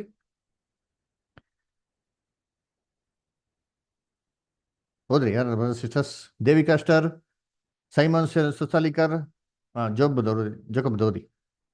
ದೇವರು ಮೋಶೆಗೆ ಇರುವಾತನೇ ಆಗಿದ್ದೇನೆ ಎಂದು ಹೇಳಿದನು, ಮತ್ತು ನೀನು ಇಸ್ರಾಯೇಲರಿಗೆ ಇರುವಾತನೆಂಬುವನು ನನ್ನನ್ನು ನಿಮ್ಮ ಬಳಿಗೆ ಕಳಿಸಿದ್ದಾನೆ ಎಂದು ಹೇಳಬೇಕು ಅಂದನು. Very good. ಓಕೆ, ತುಂಬಾ ವಾಯ್ಸ್ ಕಮ್ಮಿ ಇದೆ. ನೆಕ್ಸ್ಟ್ ಟೈಮ್ ಜೋರಕ್ಕೆ ಓದಿ. ಇರುವಾತನು ಅಂತ ಹೇಳ್ತಾರೆ ಅಲ್ವರ? ಇರುವಾತನು ಅಂತ ನೋಡ್ರ, ಅದೇ ಯೆಹೋವಾ ಅಂತಂದ್ರೆ ಆ ಪದದ ನಿಜವಾದ ಅರ್ಥ. ಅದು ಆಕ್ಚುಲಿ ಹೆಸರಲ್ಲ ರೀ, ಅದು ಅವ್ರ ನಾಮ ಏನ್ರಿ. ಅದ್ರ ಅರ್ಥ ಏನಪ್ಪಾ ಅಂತಂದ್ರೆ ಇರುವಾತನು. ಅವ್ರಿಗೆ ಆದಿನೂ ಇಲ್ಲ ಏನ್ರಿ, ಅಂತೇನಿಲ್ಲ, ಅದೇ ಅರ್ಥ ರೀ. ಇರುವಾತನು ಇರುವನು ಅಷ್ಟೇ, ಅವ್ರಿಗೆ ಆರಂಭ ಇಲ್ಲ, ಅಂತ್ಯ ಇಲ್ಲ. ನೋಡಿ ಇನ್ನೊಂದು ವಾಕ್ಯ ಓದೋಣ ಇಲ್ಲಿ. ಎಂದ್ರೆ ವಿಮೋಚನಾ ಕಾಂಡ 6ನೇ ಅಧ್ಯಾಯ 3ನೇ ವಾಕ್ಯ ಓದಿ. ವಿಮೋಚನಾ ಕಾಂಡ 6:3. Simon brother, Simon Susalikar, Devika sister ಓದ್ಬೋದ ಬೈಬಲು? ವಿಮೋಚನಾ ಕಾಂಡ 6ನೇ ಅಧ್ಯಾಯ 3ನೇ ವಾಕ್ಯ. ನಾನು ಯೆಹೋವನು, ಅಬ್ರಹಾಮ, ಈಸಾಕ, ಯಾಕೋಬರಿಗೆ ನಾನು ಸರ್ವಶಕ್ತನಾದ ದೇವರೆಂಬ ಹೆಸರುಳ್ಳವನಾಗಿ ಕಾಣಿಸಿಕೊಂಡವನೇ ಹೊರತು ಯೆಹೋವನು ಎಂಬ ಹೆಸರಿನಿಂದ ಅವನಿಗೆ ಗೋಚರವಾಗಲಿಲ್ಲ. Okay okay okay okay okay okay okay ಸರಿ. ಒಂದ್ಸತಿ ಯಾರೋ ಒಬ್ಬರೇ ಓದಿ. Simon brother, mostly network weak ಇದೆ, ತುಂಬಾ ಕಟ್ ಆಗಿ ಬರ್ತಾ ಇದೆ. ಬೇಜಾರಿಲ್ಲ ಬ್ರದರ್, ಓದ್ತೀರಾ ಜೇಕಬ್ ಬ್ರದರ್? ನಾನು ಯೆಹೋವನು, ಅಬ್ರಹಾಮ, ಈಸಾಕ, ಯಾಕೋಬನಿಗೆ ನಾನು ಸರ್ವಶಕ್ತನಾದ ದೇವರೆಂಬ ಹೆಸರುಳ್ಳವನಾಗಿ ಕಾಣಿಸಿಕೊಂಡೇನೇ ಹೊರತು ಯೆಹೋವನು ಎಂಬ ನನ್ನ ಹೆಸರಿನಿಂದ ಅವರಿಗೆ ಗೋಚರವಾಗಲಿಲ್ಲ. ನೋಡ್ರ, ಇದು ಏನ್ರಿ ಫಸ್ಟ್ ಟೈಮ್ ಜೆಹೋವಾ ಅಂತ ಬರ್ತಾರೆ. ಅದರ ಸರ್ವಶಕ್ತನಾಗಿರ ದೇವರು ಅಂತ ಗೋಚರ ಪಡಿಸಿದ್ದೆ. ಅರೆ ಯೆಹೋವನು ಅಂತ ಮೊದಲು ಸತಿ ಏನಾಗಿದ್ದೋ ಇಲ್ಲಿ ಬಂದಿದ್ದು ಅಂತ ಹೇಳ್ತಾರೆ. ಅದರ ಸದ್ಗೆ ಏನ್ರಿ ಸರ್ವಶಕ್ತನಾಗಿರ ಯೆಹೋವನು ಅಂತ ಹೇಳ್ತಾರೆ. ಇನ್ನೊಂದು ವಾರ್ತೆ ಇಬ್ರಿಯರಲ್ಲಿ ದೇವರಿಗೆ ಯೂಸ್ ಮಾಡೋಂಥದ್ದು ಯಾವ್ದಪ್ಪ ಅಂದ್ರೆ ಎಲೋಹಿಮ್ ಅಂತ ಬಿಟ್ಟು. ಇದು ಏನ್ರಿ ಒಂದು ಪ್ಲೂರಲ್ ಸೆನ್ಸ್ ಅಲ್ಲಿ ಯೂಸ್ ಮಾಡ್ತಾರೆ. ಪ್ಲೂರಲ್ ಅಂತಂದ್ರೆ ಏನಪ್ಪಾ ಅಂದ್ರೆ, ಇವಾಗ ನಾವು ದೇವ್ರನ್ನ ಹೆಂಗ್ ಕರಿತೀರಿ? ದೇವನು ಅಂತ ಕರಿತೀರಾ ನಮ್ ಕನ್ನಡದಲ್ಲಿ? ಅವನು ಅಂತ ಹೇಳ್ತೀರಾ ದೇವ್ರಿಗೆ? ಇಲ್ಲ ರೀ, ಅವರು ಅಂತ ರೆಸ್ಪೆಕ್ಟ್ಫುಲ್ ಆಗಿ ಹೇಳ್ತೀವಿ. ಆ ರೆಸ್ಪೆಕ್ಟ್ಫುಲ್ ಆಗಿ ಯೂಸ್ ಮಾಡಕ್ಕೆ ಬಳಕೆ ಮಾಡೋಂಥ ಹಿಬ್ರಿಯರ ಪದ ಎಲೋಹಿಮ್ ಅಂತ ಏನ್ರಿ ಅಲ್ಲಿ ಯೂಸ್ ಮಾಡ್ತಾರೆ. ಅದರ ಅದಕ್ಕೆ ಕರ್ತನಲ್ಲಿ ಪ್ರೀತಿ ಅನ್ಸೋಗಳೇ, ಇವಾಗ ಇದು ಇಂಗ್ಲಿಷ್ ಬೈಬಲ್ ಏನಾಗಿದೆ ಅಂತಂದ್ರೆ, ನಮ್ಗೆ ಹಳೆ ಒಡಂಬಡಿಕೆಯಲ್ಲೆಲ್ಲ ಬಂದ್ಬಿಟ್ಟು ಜೆಹೋವಾ ಅಂತ ಎಲ್ಲೂ ಕೊಡ್ಲಿಲ್ಲ ರೀ, ಎಲ್ಲ ಕಡೆ ತೆಗೆದುಬಿಟ್ಟವ್ರೆ. ಅದರ ಕನ್ನಡ ಬೈಬಲ್ ಮಾತ್ರ ರಿಟೈನ್ ಮಾಡಿದ್ದಾರೆ. ಅದೇನಕ್ಕೆ ಅಂತ ಸ್ವಲ್ಪ ಕ್ಷಣದಲ್ಲಿ ಹೇಳ್ತೀನಿ. ಅದರ ಇಂಗ್ಲೀಷಲ್ಲಿ ಎಲ್ಲ ಕಡೆ ತೆಗೆದುಬಿಟ್ಟವ್ರೆ. ಅದರ ಎಲ್ಲ ಕಡೆ ಹಳೆ ಒಡಂಬಡಿಕೆ ಬರೀ ಗಾಡ್ ಗಾಡ್ ಗಾಡ್ ಅಂತ ಹಾಕ್ಬಿಟ್ಟಾರೆ. ಹೊಸ ಒಡಂಬಡಿಕೆಗೆ ಬಂದ ಅಂತಂದ್ರೆ ಏನ್ ಮಾಡ್ಬಿಟ್ರು, ಜೀಸಸ್ಗೆ ಎಷ್ಟು ಎಲ್ಲೆಲ್ಲಿ ಬಂದಿದ್ಯೋ ಅಲ್ಲೆಲ್ಲ ಲಾರ್ಡ್ ಲಾರ್ಡ್ ಅಂತ ಹಾಕಿದ್ರು. ಅದರ ದೇವ್ರು ಅಂತ ಇರ್ಬೇಕಾದ್ರೆ ಏನ್ ಮಾಡ್ಬಿಟ್ರು, ಅಲ್ಲಿ ಫಾದರ್ ಫಾದರ್ ಫಾದರ್ ಅಂತ ಏನ್ ಮಾಡ್ಬಿಟ್ರು, ಹಾಕ್ಬಿಟ್ರು ಗಾಡ್ ಅಂತ ಏನ್ ಮಾಡಕ್ಕೆ ಶುರು ಮಾಡಿದ್ರು. ಇವಾಗ ಏನ್ರಿ ಓದ್ದವನು ಏನ್ ಮಾಡ್ಬೇಕು, ಇದನ್ನ ಡಿಫ್ರೆನ್ಸಿಯೇಷನ್ ಕಂಡಿಡಿಯಕ್ಕೆ ಏನ್ರಿ ಸ್ವಲ್ಪ ಕಷ್ಟ ಆಗ್ತಾರೆ. ಅಲ್ವರ ಇದಕ್ಕೆ ಒಂದು ಸಿಂಪಲ್ ಎಕ್ಸಾಂಪಲ್ ಇದೆ ರೀ, ಹೆಂಗೆ ಕಂಡಿಡಿಯೋದು ಅಂತಂದ್ಬಿಟ್ಟು. ಅಲ್ವರ ಹೆಂಗಪ್ಪ ಅಂತಂದ್ರೆ, ಕೀರ್ತನೆ 110ನೇ ಅಧ್ಯಾಯ 1ನೇ ವಾಕ್ಯ ಓದ ನೋಡ್ರಿತೀನಿ. ಹೇಳಿ, ಕೀರ್ತನೆ 110ನೇ ಅಧ್ಯಾಯ 1ನೇ ವಾಕ್ಯ. ದಯವಿಟ್ಟು ಯಾರಾದ್ರೂ ಕನ್ನಡದಲ್ಲಿ ಓದಿ, ಆಮೇಲೆ ಇಂಗ್ಲಿಷಲ್ಲಿ ಕೂಡ ಓದಿ. ಯಾರಾದ್ರೂ ಓದ್ರಿ. ಓದಿ. ಯೆಹೋವನು ನನ್ನ ಒಡೆಯನಿಗೆ, ನಾನು ನಿನ್ನ ವಿರೋಧಿಗಳನ್ನು ನಿನಗೆ ಪಾದಪೀಠವಾಗಿ ಮಾಡುವ ತನಕ ನನ್ನ ಬಲಗಡೆಯಲ್ಲಿ ಕೂತುಕೊಂಡಿರು ಎಂದು ನುಡಿದನು. ನೋಡ್ರ, ಯೆಹೋವನು ಏನ್ರಿ ನನ್ನ ಒಡೆಯನಿಗೆ ಅಂತ ಬಂತು ಅಲ್ವರ.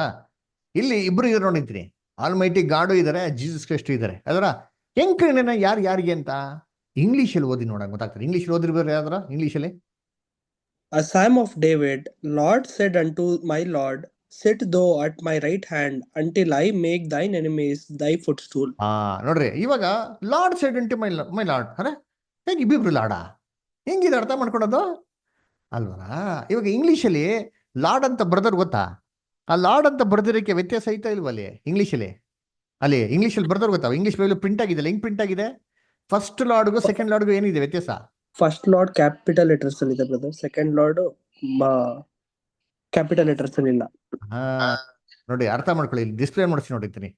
ಅದರ ಓಲ್ಡ್ ಟೆಸ್ಟಿಮೆಂಟ್ ಅಲ್ಲಿ ಈ ಟ್ರಾನ್ಸ್ಲೇಟರ್ಸ್ ಏನಪ್ಪಾ ಮಾಡಿದ್ರು, ಎಲ್ಲೆಲ್ಲಿ ಜೆಹೋವಾ ಜೆಹೋವಾ ಜೆಹೋ ಅಂತ ಪದ ಬರ್ತದೋ ಹಳೆ ಒಡಂಬಡಿಕೆಯಲ್ಲಿ capital God capital G, capital O, capital D ಅಂತ ಪದನ ಬಳಕೆ ಮಾಡೋದು, ಅದು ಗಾಡ್. ಇಲ್ಲಾಂದ್ರೆ capital L, capital O, capital R, capital D, Lord ಅಂತ ಪದ ಬಳಕೆ ಮಾಡಿದ್ರಿ. ಇವಾಗ ಹೊಸ ಒಡಂಬಡಿಕೆ ಬರ್ಬೇಕಾದ್ರೆ ಏನ್ರಿ ಅದು ತುಂಬಾ ಈಸಿ ಆಗೋಯ್ತು. ಆಮೇಲೆ ಓಲ್ಡ್ ಟೆಸ್ಟಿಮೆಂಟ್ ಅಲ್ಲಿ ಯೇಸು ಕ್ರಿಸ್ತನ ಬಗ್ಗೆ ಬರ್ಬೇಕಾದ್ರೆ ಏನ್ ಮಾಡಿದ್ರು, ಲಾರ್ಡ್ ಅಂತ ಹಾಕೋದು. ಯಾವ ತರ ಲಾರ್ಡ್ ಹಾಕಿದ್ರು? ಎಲ್ ಮಾತ್ರ capital, O R D small. ಅವಾಗೇನಾಯ್ತು, ಕ್ಯಾಪಿಟಲ್ ಅಲ್ಲಿ ಬರ್ದಿರಂತ ಲಾರ್ಡ್ ಸರ್ವಶಕ್ತನಾಗಿರೋ ದೇವ್ರ ಬಗ್ಗೆ ಹೇಳ್ತಿರೋದು, ಸ್ಮಾಲ್ ಲೆಟರ್ ಲಾರ್ಡ್ ಅಂತ ಬರ್ದು ಯಾರ ಬಗ್ಗೆ ಹೇಳ್ತಿರೋದು? ಇದು ಯೇಸು ಕ್ರಿಸ್ತನ ಬಗ್ಗೆ ಹೇಳ್ತಾರೆ. ಇದು ಓಲ್ಡ್ ಟೆಸ್ಟಿಮೆಂಟ್ ಡಿಫ್ರೆನ್ಸಿಯೇಷನ್ ಹಿಂಗ್ ಕಂಡಿಡಿಯೋದು. ಅದಕ್ಕೆ ಕೀರ್ತನೆ 110 ಒಂದು ಸೂಪರ್ ಪ್ರೂಫ್ ಅಲ್ರ. ಸರಿ, ಹೊಸ ಒಡಂಬಡಿಕೆಗೆ ಬಂದರೆ ಅದು ಸ್ವಲ್ಪ ಸುಲಭ ಆಯ್ತು. ಎಲ್ಲೆಲ್ಲಿ ಯೆಹೋವ ದೇವ್ರ ಬಗ್ಗೆ ಮಾತಾಡಿದರೋ ಎಲ್ಲ ಕಡೆ ಗಾಡ್ ಅಥವಾ ಫಾದರ್ ಅಂತೇನ್ರಿ ಹಾಕಕ್ ಶುರು ಮಾಡಿದ್ರು. ಕ್ರಿಸ್ತನ್ ಬಗ್ಗೆ ಎಲ್ಲೆಲ್ಲಿ ಮಾತಾಡಿದ್ರು ಅಲ್ಲಿ ಏನ್ರಿ ಲಾರ್ಡ್ ಮತ್ತೆ ಮಗ ಅಂತ ಹಾಕಕ್ ಶುರು ಮಾಡಿದ್ರು. ಅವಾಗ ಏನಾಯ್ತು ಅಂದ್ರೆ ಓದೋರಿಗೆ ಸ್ವಲ್ಪ ಏನಾಯ್ತು, ಸಿಂಪಲ್ ಆಗಿ ಅರ್ಥ ಆಗಕ್ಕೆ ಶುರು ಆಯ್ತು. ಇವಾಗ ನಮ್ಮ ಕನ್ನಡ ಬೈಬಲಲ್ಲಿ ಒಂದು ಆಶೀರ್ವಾದ ಏನಪ್ಪಾ ಅಂತಂದ್ರೆ, ಆಲ್ಮೋಸ್ಟ್ ಹಳೆ ಒಡಂಬಡಿಕೆಲಿ ಯೆಹೋವ ಅಂತ ಪದ ಹಂಗೆ ಮೇಂಟೈನ್ ಮಾಡಿದ್ದಾರೆ. ಅಬ್ಸರ್ವ್ ಮಾಡಿದ್ದೀರಾ? ಕೀರ್ತನೆ 23 ಓದ್ರಿ ಯಾರಾದ್ರ? ಕೀರ್ತನೆ 23 ಓದ್ತೀರಾ ಯಾರಾದ್ರ? Bible ತೆಗೆದಿದೆ please. ಅರೆ ಸ್ವಲ್ಪ ಜನ ಓದ್ರಿ. ಯೆಹೋವನು ನನಗೆ ಕುರುಬನು. ಹಾ ಏನ್ರಿ? ಯೆಹೋವನು ನನಗೆ ಕುರುಬನು. The lord is my shepherd ಅಂತ ಇಂಗ್ಲಿಷ್ ಬಂತು ಅಲ್ವರ. ಇವಾಗ ಯೆಹೋವನು ಯಾರು? ಸರ್ವಶಕ್ತ. ಇದು ಕರೆಕ್ಟ್ ರೀ. ಆಕ್ಚುಲಿ ಕನ್ನಡಲ್ಲಿ ಇನ್ನೊಂದು ಬೈಬಲ್ ಪಬ್ಲಿಷ್ ಮಾಡಿದ್ರು, ಅದರ KJV ಬೈಬಲ್ ಅಂತ ಪಬ್ಲಿಷ್ ಮಾಡಿದ್ರು. ಅಲ್ಲಿ ಏನ್ ಮಾಡ್ಬಿಟ್ರು, ಪಬ್ಲಿಷ್ ಮಾಡ್ಬೇಕ್ರೆ ಯೆಹೋವ ಅಂತ ಇಲ್ಲೆಲ್ಲಿ ಪದಗಳು ಬರ್ತಾರೆ ಹಳೆ ಒಡಂಬಡಿಕೆ ಎಲ್ಲ ತೆಗೆದಾಕ್ಬಿಟ್ರಿ. ತೆಗೆದಾಕ್ಬಿಟ್ಟು ಏನ್ ಮಾಡ್ರಿ, ಏನ್ರಿ ದೇವ್ರು ದೇವ್ರು ಅಥವಾ ಕರ್ತನು ಅಂತ ಹಾಕಕ್ ಶುರು ಮಾಡಿದ್ರು. ದೊಡ್ಡ ಗಲಾಟೆ ಆಗೋಯ್ತು ಅವಾಗ. ಇದೇನು ಹಿಂಗೆ ಬೈಬಲ್ ಟ್ರಾನ್ಸ್ಲೇಟ್ ತೆಗಿರಿ ಅಂತ ಹೇಳ್ಬಿಟ್ಟು ಗಲಾಟೆ ಮಾಡ್ಬಿಟ್ಟು ಆ ಬೈಬಲ್ನೆಲ್ಲ ವಾಪಸ್ ಪ್ರಿಂಟ್ ಮಾಡಿ 7,000 ಬೈಬಲ್ ಪ್ರಿಂಟ್ ಮಾಡಿ ವಾಪಸ್ ತಗೊಂಬಿಟ್ಟು ಬೈಬಲ್ ಸೊಸೈಟಿಯಲ್ಲಿ ಎಲ್ಲ ಅದು ಡಿಸ್ಟ್ರಿಬ್ಯೂಷನ್ ಸ್ಟಾಪ್ ಮಾಡಿಬಿಟ್ಟು ಹೊಸದಾಗಿ ಏನ್ ಮಾಡೋದು, ಬೈಬಲ್ ಪ್ರಿಂಟ್ ಮಾಡೋರೆ. ಅದರ ಅದರಿಂದ ಕನ್ನಡದಲ್ಲಿ ಆದಷ್ಟು ಹಳೆ ಒಡಂಬಡಿಕೆಯಲ್ಲಿ ಪದಗಳನ್ನ ಮೇಂಟೈನ್ ಮಾಡಿ. ಹೊಸ ಒಡಂಬಡಿಕೆ ಬರ್ಬೇಕಾದ್ರೆ ಏನಾಗೋಯ್ತು, ಹೊಸ ಒಡಂಬಡಿಕೆಯಲ್ಲಿ ಅದನ್ನ ಮಾಡಲಿಲ್ಲ. ಅದು ಹೇಗಿದೆ ಹಂಗೆ ಬಿಟ್ಬಿಟ್ರು. ಅದಕ್ಕೆ ನೋಡ್ಬೇಕಾದ್ರೆ ಏನ್ರಿ ಕರ್ತನಾಗಿರೋ ದೇವರು ಅಂತ ಬಂತು. ಅಂದ್ರೆ ಓದ್ ಕರ್ತನಾಗಿರೋ ದೇವರು ಅಂತ ಕರ್ತ ಅಂತ ತಕ್ಷಣ ಏನ್ ಅನ್ಸ್ಬಿಡ್ತದೆ? ಕರ್ತ ಅಂದ್ರೆ ಯಾರು? ಯೇಸು ಕರ್ತ. ಓಹೋ ಯೇಸು ಕರ್ತನೇ ದೇವರು ಅಂತ ಅನ್ಸ್ಬಿಡ್ತಾರೆ. ಆಕ್ಚುಲಿ ಅಲ್ಲ, ಕರ್ತ ಅಂತ ಬರೋಂಥ ಸ್ಥಾನದಲ್ಲಿ ಯೆಹೋವ ದೇವರು ಅಂತ ಬರ್ಬೇಕ್ರಿ ಅಲ್ರ. ಯಾಕೆ ಅಲ್ಲಿ ಅಧಿಕವಾಗಿ ಎಲ್ಲ ಸ್ಥಳಗಳಲ್ಲಿ ಈ ಪದನ ಯೂಸ್ ಮಾಡಿಲ್ಲ ಅಂತಂದ್ರೆ, ನಮ್ಗೆ ಏನ್ರಿ ದಶಾಜ್ಞೆಯಲ್ಲಿ ಒಂದು ಮಾತಿದೆ, ದೇವರ ನಾಮವನ್ನು ವೀಣವಾಗಿ ಉಚ್ಚರಿಸ್ಬಿಡ್ರಿ ಅಂತ ಒಂದು ಇದೆ ಆಜ್ಞೆ. ಅದಕ್ಕೆ ಏನ್ ಮಾಡಿದ್ರು ಕ್ರೈಸ್ತವರು, ಎಲ್ಲಿ ನಮಗ್ ಗೊತ್ತಿಲ್ದ್ರ ನಾವು ದೇವ್ರ ಪದನ ದೇವ್ರ ನಾಮನ ನಮ್ಗೆ ಗೊತ್ತಿಲ್ದ್ರ ಒಂದು ಏನ್ರಿ ದೇವದೂಷಣೆ ತರ ಮಾಡ್ಬಿಡ್ತಿರೋ ಅಂತಂದ್ಬಿಟ್ಟು ಆದಷ್ಟು ಆ ಒಂದು ಗೌರವಿತವಾಗಿರೋಂಥ ನಾಮ, ತುಂಬಾ ಉನ್ನತವಾಗಿ ಪರಿಶುದ್ಧವಾಗಿರೋ ನಾಮನ ನಾವು ಅಧಿಕವಾಗಿ ಉಚ್ಚಾರಣೆ ಮಾಡ್ಬಾರ್ದು ಅಂತ ಏನ್ ಮಾಡಿದ್ರು, ಆ ಪದನ ಅಧಿಕವಾಗಿ ಬಳಕೆ ಮಾಡಿದ ರೀತಿಲಿ ಎಲ್ಲ ಕಡೆ ದೇವರು ಕರ್ತನು ಸರ್ವಶಕ್ತಿ ಅಂತ ಏನ್ ಆದಷ್ಟು ಅದನ್ನ ಏನ್ ಮಾಡಿದ್ರು ಹೊಸ ಒಡಂಬಡಿಕೆಯಲ್ಲಿ ಮೇಂಟೈನ್ ಮಾಡಕ್ಕೆ ಶುರು ಮಾಡಿದ್ರು. ಅರ್ಥ ಆಯ್ತಾ? ಅದಕ್ಕೆ ನೋಡ್ಬೇಕಾದ್ರೆ ಎಷ್ಟೋ ಜನ ಏನ್ ಮಾಡಲ್ಲ ಗೊತ್ತಾ, ಪ್ರೈಸ್ ದ ಲಾರ್ಡ್ ಅಂತ ಹೇಳಕ್ ಹೋಗಲ್ಲ. ಕೆಲವು ಜನಕ್ಕೆ ಹ್ಯಾಬಿಟ್ ಆಗ್ಬಿಟ್ಟಿದೆ ಪ್ರೈಸ್ ಲಾರ್ಡ್ ಅಂತ ಹೇಳೋದು. ಸುಮ್ಮನೆ ಯಾರೋ ಕಾಕ ಅಂಗಡಿ ಬರೀತಾರೆ ಪ್ರೈಸ್ ಲಾರ್ಡ್, ತರಕಾರಿ ಅಂಗಡಿ ಹೋಗುತ್ತೆ ಪ್ರೈಸ್ ಲಾರ್ಡ್, ತರಕಾರಿ ಅಂಗಡಿಗೆ ಹೋಗೋದು ಪ್ರೈಸ್ ಲಾರ್ಡ. ಏನಪ್ಪ ಅದು ಅರ್ಥ ಏನಾಗ್ಬಿಡ್ತು, ಮಹತ್ವತೆ ಹೊರಟೋಗ್ಬಿಡ್ತು. ಕೆಲವೊಂದ್ಸತಿ ಏನಾಗ್ಬಿಡ್ತು ಅಂದ್ರೆ ನಮಗೆ ಗೊತ್ತಿಲ್ದಿರ ನಾವು ದೇವರನ್ನ ದೂಷಣೆ ಮಾಡ್ತಾ ಇರ್ತೀರಾ ಅಂತ ಅನ್ಸ್ಬಿಡ್ತಾರೆ. ಅದಕ್ಕೆ ಎಷ್ಟೋ ಜನ ಇದನ್ನ ಏನ್ ಮಾಡಿದ್ರು, ಎಲ್ಲಾನ ಟ್ರಾನ್ಸ್ಲೇಷನ್ಸ್ ಅಲ್ಲಿ ಎಲ್ಲ ಬದಲಾವಣಿಕೆ ಮಾಡಿದ್ರು. ಅದರ ಕರ್ತನಲ್ಲಿ ಪ್ರೀತಿ ಅಂತ ಸೊರಸ್ಗಳೇ, ಎಷ್ಟೇ ಟ್ರಾನ್ಸ್ಲೇಷನ್ ಮಿಸ್ಟೇಕ್ ಮಾಡಲಿ, ಏನೇ ಬದಲಾವಣಿಕೆ ಮಾಡಲಿ, ಸತ್ಯ ಅಂತಂದ್ಬಿಟ್ಟು ಸತ್ಯವೇದದಲ್ಲಿ ಅಡಿಗೆ ಇರ್ತದ್ರಿ. ದೇವ್ರ ಮಕ್ಳಿಗೆ ಒಂದಲ್ಲ ಒಂದಿನ ರೀತಿಯಲ್ಲಿ ದೇವ್ರನ್ನ ಗೋಚರ ಪಡಿಸ್ತಾರೆ. ಅದರ ಕರ್ತನಲ್ಲಿ ಪ್ರೀತಿ ಅನ್ಸ್ಗಳೇ, ಇವಾಗ ಸೇತಾನು ನಮ್ನೆಲ್ಲಾರ್ದು ಮೋಸಗೊಳಿಸೋ ನೋಡ್ರಿ, ತ್ರೈಕತ್ವ ನಂಬೋದಕ್ಕೆ ಅವ್ನು ನಂಬ್ತಾನ ನೋಡಿ. ವಾಕ್ಯ ಓದನ ಇಲ್ಲಿ ಯಾಕೋಬು 2:19 ಓದಿ. ಯಾಕೋಬ್ 2ನೇ ಅಧ್ಯಾಯ 19ನೇ ವಾಕ್ಯ. ಸುಶೀಲಾ ಸಿಸ್ಟರ್ ಓದ್ಬಾ, ದೇವಿಕಾ ಸಿಸ್ಟರ್. ಓಕೆ ಓದಿ ಜೇಕಬ್. ದೇವರು ಒಬ್ಬನೇ ಎಂದು ನೀನು ನಂಬುವವನು ಹಾಗೆ ನಂಬುವುದು ಒಳ್ಳೆಯದು. ದೆವ್ವಗಳು ಕೂಡ ಹಾಗೆಯೇ ನಂಬಿ ಎದುರಿ ನಡುಗುತ್ತವೆ ಅಲ್ಲವೇ? ಅರೆ ಏನ್ರಿ, ದೇವರು ಒಬ್ಬರೇ ಅಂತ ನಂಬೋದು ಏನ್ರಿ ಕೆಟ್ಟದಾ ಏನ್ರಿ ಒಳ್ಳೇದಾ? ಅದು ಒಳ್ಳೇದೇ. ವಾಕ್ಯ ಹೇಳ್ತಾರೆ ನೋಡಿ, ಏನ್ ಹೇಳ್ತಾರೆ, ದೇವರು ಒಬ್ಬನೇ ಅಂತ ನಂಬೋದು ಏನ್ರಿ ಕೆಟ್ಟದ್ದು ಅಂತ ಹೇಳ್ತಾರೆ ವಾಕ್ಯ. ಒಳ್ಳೇದು. ಹಾಗೆಯೇ ದೆವ್ವಗಳು ಕೂಡ ನಂಬಿ ಏನ್ ಮಾಡ್ತಾರೆ, ಎದುರಿ ನಡುಗ್ತವೆ. ನಾವೇ ನಡಗಲ್ಲ, ನಾವೇ ಎದುರಲ್ಲ. ಮೂರು ದೇವರು, ಮೂರಲ್ಲಿ ಒಬ್ರು ದೇವರು ಅಂತ ಏನ್ ಮಾಡೋದು, ವಾದಿಸೋದು. ಎಷ್ಟು ಕ್ಲೀನ್ ಆಗೈತೆ ನೋಡ್ರಿ. ಸೇತಾನ ಎಷ್ಟು ಮಂಕ್ ಮಾಡ ನೋಡ್ರಿ ಪ್ರಪಂಚ ದೇವ್ರು. ಅವನ್ ನಂಬದೇ ಒಬ್ರೇ ದೇವ್ರಿ ಅಲ್ವರ. ಅದನ್ನ ಒಳ್ಳೇದು ಅಂತ ಗೊತ್ತು, ಅದನ್ನೇ ನಂಬ್ತಾನ್ರಿ. ಅದರ ಅದಕ್ಕೆ ಸೇತಾನು ಯೇಸು ಕ್ರಿಸ್ತನ ಶೋಧನೆ ಕೊಡ್ಬೇಕಾದ್ರೆ ಏನ್ ಹೇಳ್ತಾನೆ, ನೀನು ದೇವ್ರ ಮಗನಾಗಿದ್ರೆ ಏನ್ ಮಾಡ ಈ ಕಲ್ಲುಗಳನ್ನ ಏನ್ ಮಾಡ್ಕೊಂತೀನ ರೊಟ್ಟಿ ಮಾಡ್ಕೊಂತೀನಿ ಅಂತ. ಅಲ್ವರ ನೀನ್ ದೇವರಾಗಿದ್ರೆ ಅಂತ ಹೇಳ್ತಾರ. ಯೇಸು ಕ್ರಿಸ್ತ ಏನ್ ಮಾಡಿದ್ರ ಅವಾಗ ಆರ್ಗ್ಯೂ ಮಾಡಿದ್ರ, ನಾನ್ ದೇವ್ರ ಅಂತ ಗೊತ್ತಿಲ್ವಾ, ಲೂಸಿಫರ್ ನಾನೇ ತರ ನೀನು ಸೃಷ್ಟಿ ಮಾಡಿದ್ದು ಅಂದ್ಬಿಟ್ಟು ಹೇಳಿದ್ರ ಹಂಗೆ. ಅಫ್ಕೋರ್ಸ್ ಯೇಸು ಕ್ರಿಸ್ತನ ಸೃಷ್ಟಿ ಮಾಡಿದ್ವಿ ಎಲ್ಲ ದೇವ್ರು ಯೇಸು ಕ್ರಿಸ್ತನ ಮುಖಾಂತರ ಮಾಡವ್ರೆ. ನಾನೇ ಸರ್ವಶಕ್ತನ ದೇವ್ರು ಅಂತ ಹೇಳ್ಕೊಟ್ರ. ಸೇತಾನ್ ಎಷ್ಟು ಕ್ಲೀನ್ ಆಗಿ ಹೇಳ್ತಾ ಅಂತೀನಿ, ದೆವ್ವಗಳನ್ನ ಓಡಿಸಿದ್ರು. ಅಂದ್ರೆ ಎಲ್ಲಾ ದೆವ್ವಗಳು ಹೋಗ್ಬೇಕಾರೆ ಯೇಸು ಕ್ರಿಸ್ತನ ಹೋಗ್ಬಿಟ್ಟು ಏನ್ ಸಾಕ್ಷಿ ಕೊಡ್ತು, ದೇವ್ರ ಮಗನೇ ಅಂತ. ದೇವ್ರ ಮಗನೇ ಅಲ್ವರ. ಏನ್ರಿ ದೇವ್ರು ಒಂದು ಸಾಕ್ಷಿ ಕೊಡ್ತಾ. ಯೇಸು ದೇವ್ರ ಮುಂದೆ ನಿಂತ್ಕೊಳಕಾಯ್ತನ್ರಿ ಅಶುದ್ಧವಾಗಿರೋರು. ಯೋಚನೆ ಮಾಡ್ರಿ, ಅಶುದ್ಧವು ಯಾವತ್ತೂ ಸನ್ನಿಧಾನ ನಿಂತ್ಕೊಳಕ್ ಸಾಧ್ಯ ಇಲ್ಲ ರೀ. ಏನ್ರಿ ಪರಿಶುದ್ಧನಾಗಿರಂತ ದೇವ್ರಿ ಅಲ್ವರ. ನೋಡಿ ವಾಕ್ಯಗಳು ಓದೋಣ. ಲೂಕ 4:41. ಲೂಕ 4:41 ವಾಕ್ಯ. ದೆವ್ವಗಳು ಸಹ ನೀನು ದೇವರ ಕುಮಾರನು ಎಂದು ಅಬ್ಬರಿಸಿ ಅನೇಕರನ್ನು ಬಿಟ್ಟು ಹೋದವು. ನೋಡ್ರ ಏನ್ ಅಬ್ಬರಿಸ್ತವಂತೆ, ದೇವರ ಕುಮಾರನು ಅಂತಂದ್ಬಿಟ್ಟು. ದೇವ್ರು ಅಂತಂದ್ರ ರಾಂಗಾಗಿ ಮಾಡಿದ್ರೆ ಏಸು ಕುಸು ಪೇತ್ರನೇ ಬಿಟ್ಟಿಲ್ಲ. ಇವ್ರನ್ನ ಏನ್ ಮಾಡಿರೋರು, ಇವ್ರು ಸರಿಯಾಗಿ ಬೈದಿರೋರು, ಇದನ್ನ ಏನ್ ಮಾಡಿರೋರು, ನಾಶ ಮಾಡಕ್ಕಿರೋರು. ಅದೇಂತ ಹೇಳ್ತಾರೆ ನೋಡ್ತೀನಿ. ಅದರ ದೇವರ ಕುಮಾರನು ಕರ್ತನಲ್ಲಿ ಪ್ರೀತಿನಗಳೇ. ನಾವು ಪ್ರಾರ್ಥನೆ ಮಾಡ್ಬೇಕಾದ್ರೆ ಯಾರಿಗೆ ಪ್ರಾರ್ಥನೆ ಮಾಡ್ಬೇಕು, ಯಾರ ಹೆಸರಲ್ಲಿ ಯಾರಿಗೆ ಪ್ರಾರ್ಥನೆ ಮಾಡ್ಬೇಕು? ಯೇಸು ಕ್ರಿಸ್ತನ ಹೆಸರಿನಲ್ಲಿ ತಂದೆಯಾದ ದೇವರಿಗೆ ಅಲ್ಲರ ಏನ್ರಿ, ತಂದೆಯ ದೇವರಿಗೆ ಪ್ರಾರ್ಥನೆ ಮಾಡ್ಬೇಕು. ಯಾರ ಹೆಸರಲ್ಲಿ? ಕ್ರಿಸ್ತನ ಹೆಸರಲ್ಲಿ ಅಲ್ವರ. ನೋಡಿ ಯೇಸು ಕ್ರಿಸ್ತ ಹೇಳ್ಕೊಟ್ರಲ್ಲ, ಓದನ ಯೋಹಾನ 15:16 ಓದಿ. ಯೋಹಾನ 15:16. ನೀವು ನನ್ನನ್ನು ಆರಿಸಿ ತೆಗೆದುಕೊಂಡಿಲ್ಲ, ನಾನು ನಿಮ್ಮನ್ನು ಆರಿಸಿ ತೆಗೆದುಕೊಂಡೇನು. ನೀವು ಹೊರಟು ಹೋಗಿ ಫಲ ಕೊಡುವವರಾಗಿರಬೇಕೆಂತಲೂ ನೀವು ಕೊಡುವ ಫಲವು ನಿಲ್ಲುವಂತದ್ದಾಗಿರಬೇಕೆಂತಲೂ ನಿಮ್ಮನ್ನು ನೇಮಿಸಿದ್ದೇನೆ. ಹೀಗಿರಲಾಗಿ ನನ್ನ ಹೆಸರಿನಲ್ಲಿ ತಂದೆಯನ್ನು ಏನೇನು ಬೇಡಿಕೊಳ್ಳುವಿರೋ ಅದನ್ನು ಆತ ನಿಮ್ಗೆ ಕೊಡುವನು. ನೋಡ್ರ, ತಂದೆ ಹೆಸರಲ್ಲಿ ಏನ್ರಿ ಹಂಗಂತಂದ್ರ ಏನಂದ್ರ, ಮಗನ ಹೆಸರಲ್ಲಿ. ಈಗಿರಲಾಗಿ ನನ್ನ ಹೆಸರಿನಲ್ಲಿ ತಂದೆಯನ್ನು ಏನೇನು ಬೇಡಿಕೊಳ್ಳುವಿರೋ ಅದನ್ನು ಆತ ನಿಮ್ಗೆ ಏನ್ ಮಾಡ್ತಾನೆ, ಕೊಡುವನು. ನೋಡ್ರ ಎಷ್ಟು ಹೇಳ್ತಾರೆ ಏನ್ರಿ, ತಂದೆ ಹತ್ರ ಬೇಡ್ಕೋಬೇಕು. ಯಾರ ಹೆಸರಲ್ಲಿ? ಕ್ರಿಸ್ತನ ಹೆಸರಲ್ಲಿ ಅಲ್ವರ. ಇವತ್ತೇನ್ ಮಾಡ್ತಾರೆ ಎಲ್ಲಾ ಕ್ರೈಸ್ತರು ಪ್ರೇಯರ್ ಮಾಡೋದು ಅಲ್ವರ. ಪ್ರಾರ್ಥನೆ ಮಾಡೋಕ್ರೆ ತಂದೆಯಾದ ದೇವರೇ ಅಂತ ಶುರು ಮಾಡ್ತಾರೆ. ಹೋಗ್ತಾ ಹೋಗ್ತಾ ರಾಜಾ ರಾಜಾ ರಾಜಾದಿ ರಾಜ ಕರ್ತನೇ, ನನಗಾವಿಷಯದ ಪ್ರಾಣ ಕೊಟ್ಟೆ ರಾಜಾ ಕರ್ತನೇ, ಇವೆಲ್ಲವನ್ನು ನಿನ್ನ ಪ್ರಿಯ ಮಗನಾಗಿರಂತ ಯೇಸು ಕ್ರಿಸ್ತ ನಾಮದಲ್ಲಿ ಪ್ರಾರ್ಥನೆ ಮಾಡ್ತೀನಿ ಅಂತ ಹೇಳೋದು. ಅಲ್ಲೆಲ್ಲೆಲ್ಲೆ ಎಂಟಾಟರ್ ಕನ್ಫ್ಯೂಷನ್. ಯೋಚನೆ ಮಾಡಿರ್ತೀನಿ, ಮಗನ್ಗೇನೇ ಮಗನ ಹೆಸರು ಪ್ರಾರ್ಥನೆ ಮಾಡೋದ. ಇವಾಗ ಯಾರಿಗೊಬ್ಬ ಲೆಟರ್ ಬರೀತೀರಪ್ಪ ನೋಡಿ. ಇವಾಗ ಎಕ್ಸಾಂಪಲ್ ಜೇಕಬ್ ಇದ್ದಾರೆ. ಜೇಕಬ್ ಬದರಿಗೆ ನಾನು ಪತ್ರ ಬರೀಬೇಕಾದ್ರೆ ಏನ್ ಮಾಡ್ಬೇಕು? ಪ್ರೀತಿಯ ಸಹೋದರ ಆಗಿರಂತ ಜೇಕಬ್ ಅವರೇ, ನಿಮ್ಮ ಪ್ರೀತಿಯ ಸಹೋದರ ರಾಜ್ ಅವರು ನಿಮ್ಗೆ ತಿಳಿಸೋದು ಏನಂದ್ರೆ ಅಂತಂದ್ಬಿಟ್ಟು ಬರೆದ್ಬಿಟ್ಟು ಕೆಳಗಡೆ ನಾನು ಸಿಗ್ನೇಚರ್ ಹಾಕ್ಬಿಟ್ಟು ಪೋಸ್ಟ್ ಅಲ್ಲಿ ಜೇಕಬ್ ಬದರ್ ಹೆಸರು ಹಾಕ್ಬಿಟ್ಟು ಅಡ್ರೆಸ್ ಹಾಕ್ಬಿಟ್ಟು ಕಳ್ಸಿದ್ರೆ ಜೇಕಬ್ ಬದರ್ ಏನ್ ಮಾಡಿ ತೆಗೆದ್ಬಿಟ್ಟು ಓದ್ತಾರೆ ಅಲ್ವರ. ಇವಾಗ ನಾನು ಜೇಕಬ್ ಬದರ್ಗೆ ಬದಲು ಏನ್ರಿ ಆ ಪತ್ರದಲ್ಲಿ ಪ್ರೀತಿಯ ಸಹೋದರ ಅಂತ ಜೋಯಲ್ ಅವರೇ ಅಂತ ಬರ್ಬಿಟ್ಟು ಜೇಕಬ್ ಬದರ್ ಕಳ್ಸಿದ್ರೆ ಜೇಕಬ್ ಬದರ್ ಏನ್ ಮಾಡ್ತಾರೆ, ಓದ್ತಾರ? ತೆಗಿದ ತಕ್ಷಣ ಜೋಯಲ್ ಅದೇ ಅಯ್ಯೋ ಬ್ರದರ್ ಬೈ ಮಿಸ್ಟೇಕ್ ಆಗಿ ನಾನು ಕಳ್ಸಿಬಿಟ್ಟು ಅಂತ ಏನ್ ಮಾಡ್ತಾರೆ, ಮುಚ್ಚಿಬಿಟ್ಟು ವಾಪಸ್ ಏನ್ ಮಾಡ್ತಾರೆ, ರಿಟರ್ನ್ ಕಳಿಸ್ಬಿಡ್ತಾರೆ. ಹೌದಾ ಇಲ್ವಾ? ಇದೇ ತರ ನಾವು ತಂದೆಯ ದೇವರಿಗೆ ಯೇಸು ಕ್ರಿಸ್ತನ ನಾಮದಲ್ಲಿ ಕೇಳ್ಕೊಂಡ್ರ, ಕ್ರಿಸ್ತನ್ಗೆ ಕ್ರಿಸ್ತನ ಹೆಸರಲ್ಲಿ ಕೇಳ್ಕೊಂಡ್ರೆ ಇದು ಏನಿದು? ಇದು ವಾಕ್ಯಕ್ಕೆ ಅನುಗುಣ ನಡ್ಕೊಳದ? ಯೋಚನೆ ಮಾಡ್ರಿ ಅಂತೀನಿ. ಯೇಸು ಕ್ರಿಸ್ತ ಏನಂತಂದ್ರು, ಯಾರು ನನ್ನನ್ನು ನಂಬ್ತಾರೋ ನನ್ನ ಉಪದೇಶ ನಂಬ್ತಾರೆ. ಯಾರು ನನ್ನ ಉಪದೇಶ ನಂಬ್ತಾರೋ ನಾನು ಹೇಳ್ಕೊಟ್ಟಿರೋ ಪ್ರಕಾರ ನಡ್ಕೊಂತಾರೆ ಅಂತ ಹೇಳ್ತಾರೆ ಯೇಸು ಕ್ರಿಸ್ತ. ಈ ಒಂದು ಉಪದೇಶನೇ ನಂಬಲ್ಲ, ಈ ಉಪದೇಶ ಪ್ರಕಾರ ನಡ್ಕೊಳಲ್ಲ ಅಂತಂದ್ರೆ ಇನ್ನು ಎಷ್ಟು ಮಾತ್ರದವರಿಗೆ ದೇವರ ವಾಕ್ಯನ ನಾವು ನಡ್ಕೊಳ್ಳೋಂಥ ವಿಧೇಯನಾಗಿರಂತ ಕ್ರೈಸ್ತರಾಗಿರ್ತೀರಿ. ಯೋಚನೆ ಮಾಡಿರ್ತೀರಿ.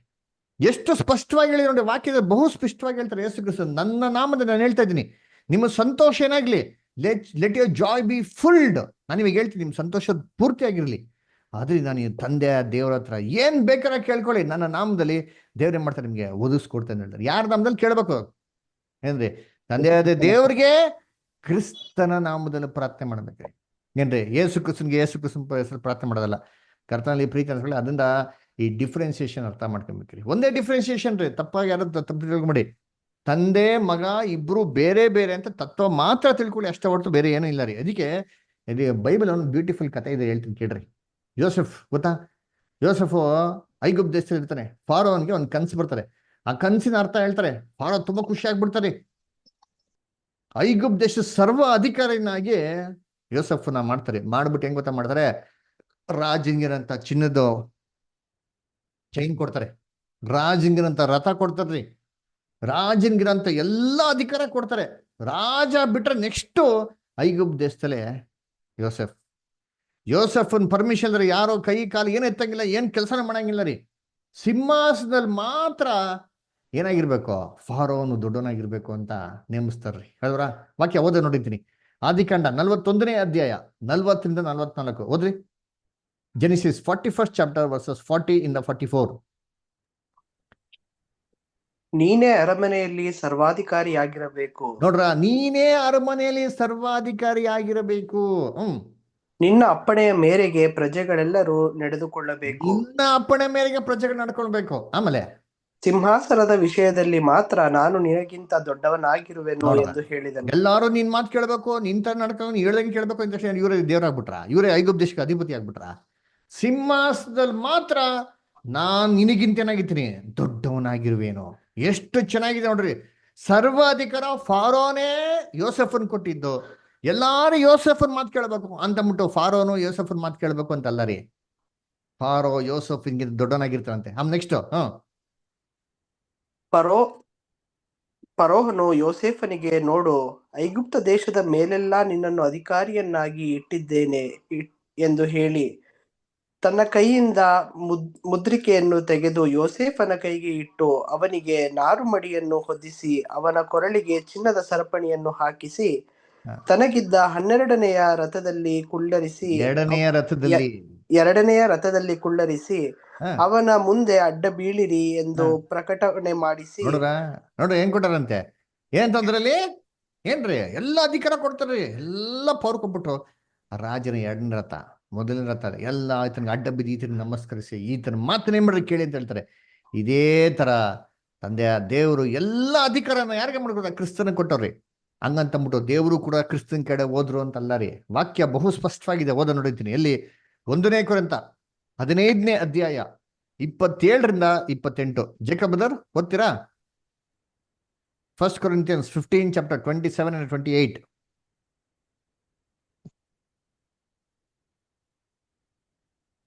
ಸರಿ, ಬೇರೆ ಯಾರೋ ಓದ್ತೀರಾ? ಜೋಸಫ್ ಬ್ರದರ್ ಓದಿ. ಜೇಕಬ್ ಬ್ರದರ್ ಓದಿ. ದೇವರು ಸಮಸ್ತವನ್ನು ಆತನ ಪಾದಗಳ ಕೆಳಗೆ ಹಾಕಿ ಆತನಿಗೆ ಅಧೀನ ಮಾಡಿದನೆಂಬುದಾಗಿ ಹೇಳಿದೆಯಲ್ಲ. ಸಮಸ್ತವು ಆತನಿಗೆ ಅಧೀನ ಮಾಡಲ್ಪಟ್ಟಿದೆ ಎಂದು ಹೇಳುವಾಗ ಸಮಸ್ತವನ್ನು ಅಧೀನ ಮಾಡಿ ಕೊಟ್ಟಾತನು ಅದರಲ್ಲಿ ಸೇರಲಿಲ್ಲವೆಂಬುದು ಸ್ಪಷ್ಟವಾಗಿದೆ. ಎಷ್ಟು ಚೆನ್ನಾಗಿದೆ ನೋಡ್ರಿ. ಅಧೀನ ಮಾಡಿದವನು ಅದರಲ್ಲಿ ಸೇರಿಲ್ಲವೆಂಬುದು ಸ್ಪಷ್ಟವಾಗಿದೆ. ಅರ್ಥ ಮಾಡ್ಕೊಳ್ರಿ, ಎಷ್ಟು ಕ್ಲಿಯರ್ ಇದೆ ನೋಡ್ರಿ ವಾಕ್ಯ. ಹಂಗಾರೆ ಇಬ್ರು ಬೇರೆ ಬೇರೆ ಇದಾರಪ್ಪ. ಒಬ್ಬರ ಸರ್ವ ಅಧಿಕಾರ ಹೊಂದಿರೋರು ಅಧಿಕಾರನ ಕ್ರಿಸ್ತನ್ಗೆ ಕೊಟ್ಟಿದ್ದಾರೆ, ಕ್ರಿಸ್ತನ ಅಧಿಕಾರನ ಪಡ್ಕೊಂಡಿದ್ದಾರೆ. ಹಂಗಂತಂದ್ಬಿಟ್ಟು ಅಧಿಕಾರ ಕೊಟ್ಟವ್ರೆ ಕ್ರಿಸ್ತನ್ ಕಡೆ ಹೋಗ್ಬಿಟ್ರು ಅಂತಲ್ಲ ರೀ. ಅವ್ರು ಸೇರಿಲ್ಲ ರೀ, ಅವ್ರು ಸಪ್ರೇಟ್ ಆಗಿದಾರ್ರಿ. ಎಷ್ಟು ಕ್ಲೀನ್ ಆಗಿದೆ ನೋಡಿ ವಾಕ್ಯ ಅಂತೀನಿ. ಆಮೇಲೆ ಬದರ್ ಮುಂದಕ್ಕೆ ಓದಿ. ಸಮಸ್ತವು ಆತನಿಗೆ ಅಧೀನವಾದ ಮೇಲೆ ಮಗನು ಸಮಸ್ತವನ್ನು ತನಗೆ ಅಧೀನ ಮಾಡಿಕೊಟ್ಟ ಆತನಿಗೆ ತಾನೇ ಅಧೀನನಾಗುವನು. ಹೀಗೆ ದೇವರು ಸಮಸ್ತರಲ್ಲಿಯೂ ಸಮಸ್ತವೂ ಆಗುವನು. ನೋಡ್ರ, ಸರ್ವವೂ ಅಧೀನ ಮಾಡಲ್ಪಟ್ಟಾದ ಮೇಲೆ ಕ್ರಿಸ್ತನು ದೇವ್ರಿಗೆ ಅಧೀನರಾಗ್ಬಿಡ್ತಾರಂತರಿ. ಕ್ರಿಸ್ತನು ದೇವ್ರ ಕೆಡೆ ಬಂದ್ಬಿಡ್ತಾರಂತರಿ ಅಲ್ವರ. ಆವಾಗ ಸಮಸ್ತವು ದೇವ್ರಿಗೆ ಏನಾಗಿತ್ತು ಅಂತ ಇರ್ತಂತೆ. ಕರ್ತನಲ್ಲಿ ಇದೇ ತರ ಯೋಸೆಫ್ಗೂ ಫಾರೋನ್ಗಿರೋ ಸಂಬಂಧ ತಂದೆಯ ದೇವ್ರಿಗೂ ಕ್ರಿಸ್ತನ್ಗಿರೋಂಥ ಸಂಬಂಧ ರೀ. ಅದಕ್ಕೆ ಇದು ವಿರುದ್ಧವಾಗಿ ಯಾವುದೇ ರೀತಿ ಉಪದೇಶ ಮಾಡಿದ್ರು ಸತ್ಯ ಹೇಳೋದು ಒಂದೇ ಮಾತು. ಎಂತ ಹೇಳ್ತಾರೆ ಗೊತ್ತಾ? ಏನ್ರಿ, ತ್ರೈಕತ್ವ ಅಂತ ದುರುಪದೇಶ ಮಾಡಿದವ್ರನ್ನ ದಯವಿಟ್ಟು ಮನೆಗೂರು ಸೇರಿಸ್ಬೇಡಿ, ಅವ್ರಿಗೆ ಪ್ರೈಸ್ ದ ಲಾರ್ಡ್ ಅಂತ ಕೂಡ ಹೇಳ್ಬೇಡಿ, ಅವ್ರ ಜೊತೆ ಊಟ ಕೂಡ ಮಾಡ್ಬೇಡಿ ಅಂತ ಹೇಳ್ತಾರೆ ವಾಕ್ಯದಲ್ಲಿ. ನೋಡಿ ಓದವ್ 2ನೇ ಯೋಹಾನ 9ನೇ ವಾಕ್ಯ ಇಂದ ಹಿಡಿದು 11ನೇ ವಾಕ್ಯ. ಕ್ರಿಸ್ತನ ಉಪದೇಶದಲ್ಲಿ ನೆಲೆಗೊಳ್ಳದೆ ಅದನ್ನು ಅತಿಕ್ರಮಿಸಿ ಮುಂದಕ್ಕೆ ಹೋಗುವವನಿಗೆ ದೇವರ ಅನುನ್ನತಿ ಇಲ್ಲ.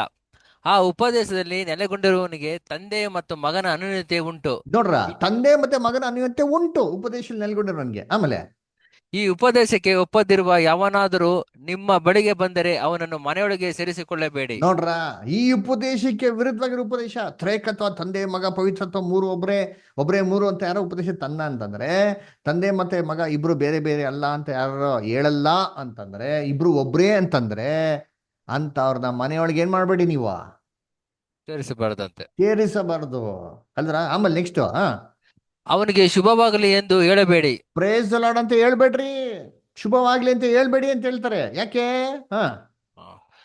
ಅವನಿಗೆ ಶುಭವಾಗಲಿ ಎಂದು ಹೇಳುವವನು ಅವನ ದುಷ್ಕೃತ್ಯಗಳಲ್ಲಿ ಪಾಲುಗಾರನಾಗಿರುತ್ತಾನೆ. ಹಂಗೇನ ಹೇಳಿದ್ರೆ ಆ ದುಷ್ಕೃತ್ಯ ನಾವೇನ್ ಮಾಡ್ದಂಗೆ ಪಾಲ್ಗಾರ ಆದಂಗ್ರಿ. ಕರ್ತನಲ್ಲಿ ಪ್ರೀತಿ ಅನ್ಸೋಳೆ ಅರ್ಥ ಮಾಡ್ಕೊಂಡಿರ್ತೀರಿ. ಅದಕ್ಕೆ ಹೊಡಬೇಕಾರೆ ಇಂಥ ಉಪದೇಶ ನಂಬಳ್ರಿ, ಸ್ಪಷ್ಟವಾಗಿರೋಂಥ ವಾಕ್ಯ ಉಪದೇಶಗಳು ನಂಬಿದ್ರೆ ಆಯ್ತಪ್ಪ. ಏನಿದೆ ದೊಡ್ಡ ವಿಚಾರ? ಏನಿಲ್ಲ ರೀ, ಸಿಂಪಲ್ ಡಾಕ್ಟ್ರಿನ್ ಅಷ್ಟೇ ಹೇಳ್ತಾರ. ನಾವ್ ಏನಪ್ಪಾ ಅಂತಂದ್ರೆ ಏನ್ರಿ, ಯೆಹೋವ ಸಾಕ್ಷಿಗಳೆಲ್ಲ ರೀ, ದಯವಿಟ್ಟು ಅರ್ಥ ಮಾಡ್ಕೊಳ್ಳಿ. ಇಬ್ರು ಇದಾರೆ, ತಂದೆ ಮತ್ತೆ ಮಗ ಇಬ್ರು ಇದಾರೆ, ಇಬ್ರು ಬೇರೆ ಬೇರೆ ಅಂತ ಅಷ್ಟೇ ಹೇಳ್ತಾ ಇರೋದು.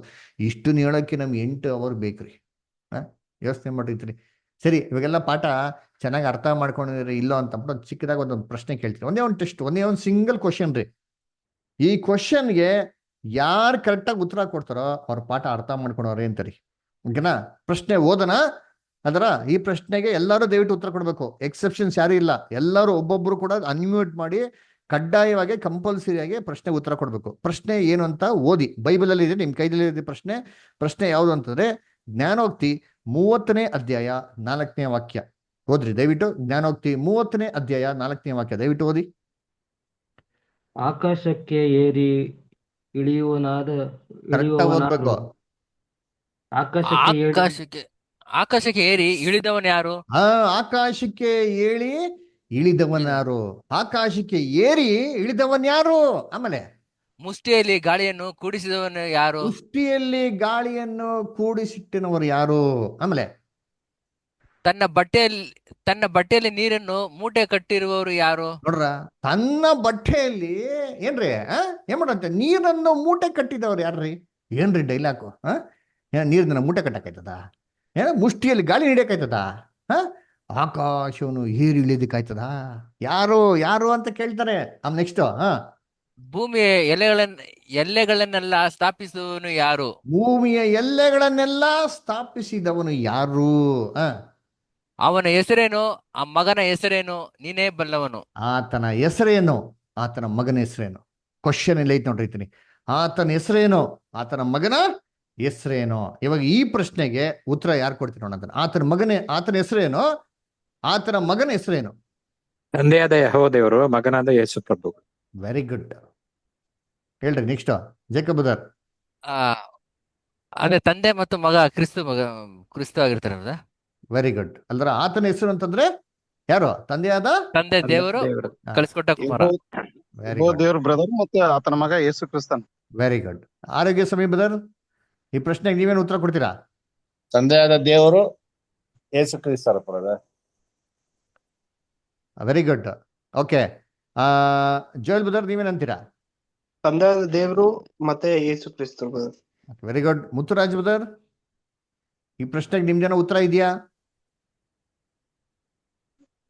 ಸರಿ. ಪ್ರಸನ್ನ ಬ್ರದರ್, ಈ ಪ್ರಶ್ನೆ ನೀವೇನಂತೀರಾ? ಬ್ರದರ್, ಅದೇ ತಂದೆಯಾದ ದೇವರು ಸೃಷ್ಟಿಕರ್ತನು, ತಂದೆಯಾದ ದೇವರು ಯೇಸು ಕ್ರಿಸ್ತನು ತಂದೆಯಾದ ದೇವರ ಮಗನು. ಗುಡ್. ಮುತ್ತುರಾಜ್ ಬ್ರದರ್, ಈ ಪ್ರಶ್ನೆ ನೀವೇನಂತೀರಾ? ಇದು ನಮ್ಗೆ ಅಷ್ಟೊಂದು ಗೊತ್ತಿಲ್ಲ ಸರ್ ಇದು. ಸರಿ, ಓಕೆ. ರಾಜೇಂದ್ರ ಗೌಡ ಬ್ರದರ್, ನೀವೇನ್ ಹೇಳ್ತೀರಿ ಈ ಪ್ರಶ್ನೆಗೆ ಉತ್ತರ? ಏನೋ ಬೇರೆ ಇರ್ಬೇಕು. ಏನೋ ಬೇರೆ ಹೆಸರು ಇರ್ಬೇಕು. ಬೇರೆ ಹೆಸರು ಇರ್ಬೇಕಾ? ಏನ್ ಹೆಸರು ಇರ್ಬೇಕು? ಅದೇ ಗೊತ್ತಾಗ್ತಾ ಇಲ್ಲ. ಇವಾಗ ನಿಮ್ ಪಾಠ ಕೇಳಿಲ್ವಾ? ಕೇಳಿದೀವಿ. ಮತ್ತೆ ಉತ್ತರ ಹೇಳ್ಬೇಕಲ್ವಾ? ಅದೇ ಅವ್ರು ಹೇಳಿದ್ರ ಬ್ರದರ್, ತಂದೆಯಾದ ದೇವರು ಬೇರೆ, ಮಗನಾದ ಯೇಸು ಕ್ರಿಸ್ತನ ಬೇರೆ. ನೀವು ಈ ಪ್ರಶ್ನೆಗೆ ಏನು ಉತ್ತರ ಹೇಳ್ತೀರಾ ಹಾಗಾದ್ರೆ? ನಿಮ್ಮ ಒಂದು ಉತ್ತರ ಏನು ಈ ಪ್ರಶ್ನೆಗೆ? ಆತನ ಹೆಸರು ತಂದೆಯಾದ ದೇವರು ಹೆಸರು, ಯೆಹೋವ ಹೆಸರು, ಯೇಸು ಹೆಸರು. ಆತನ ಮಗನ ಹೆಸರು ಏನು? ಯೇಸು ಕ್ರಿಸ್ತನು. ಇಬ್ರು ಒಬ್ರೇನಾ? ಅಲ್ಲ, ಬೇರೆ ಬೇರೆ. Very good brother, thank you. Joseph brother, ನಿಮ್ಮ ಈ ಪ್ರಶ್ನೆಗೆ ಉತ್ತರ ಏನು? ತಂದೆಯಾದ ದೇವರು ಯೆಹೋವನು, ಅವನ ಮಗನ ಹೆಸರು ಯೇಸು ಕ್ರಿಸ್ತನು. Very good. ಓಕೆ.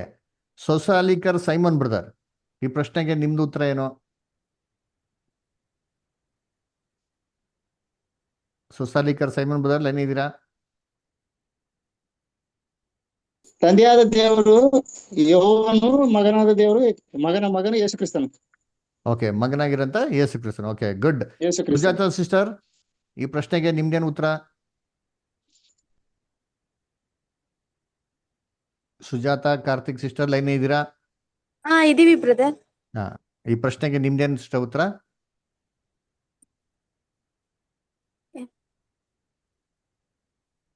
ಪ್ರಶ್ನೆ ಕೇಳಿಸ್ಕೊಂಡಿಲ್ವಾ?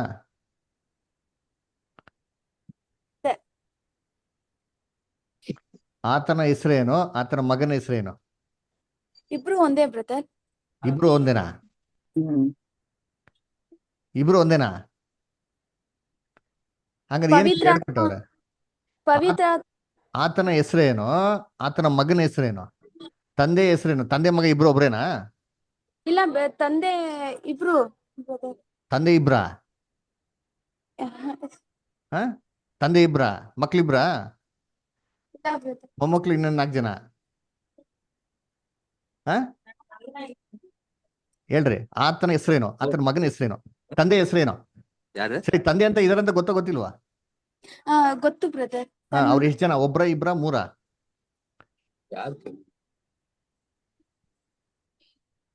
ತಂದೆ ಒಬ್ರು. ತಂದೆ ಒಬ್ರು. ಹಾ, ತಂದೆ ಒಬ್ರೇ ಬ್ರದರ್. ಹಾ, ಅವ್ರ ಹೆಸರೇನು? ಅವ್ರ ಹೆಸರು ಯೆಹೋವ ದೇವರು. ಇರಿ, ಅವ್ರು ಹೇಳಿ ತಾಳಿ, ಸಿಸ್ಟರ್ ಹೇಳಿ ಇರಿ. ಅವ್ರು ಸ್ವಲ್ಪ ಗಾಬರಿ ಪಡ್ಕೊಂತಾರೆ, ಅದಕ್ಕೆ ನಾನು ಕೇಳ್ತಾ ಇದ್ದೀನಿ. ಅವ್ರು ಹೇಳ್ರ, ಬಾಯಿನಲ್ಲಿ ಬರಲಿ ಇರ್ಲಿ.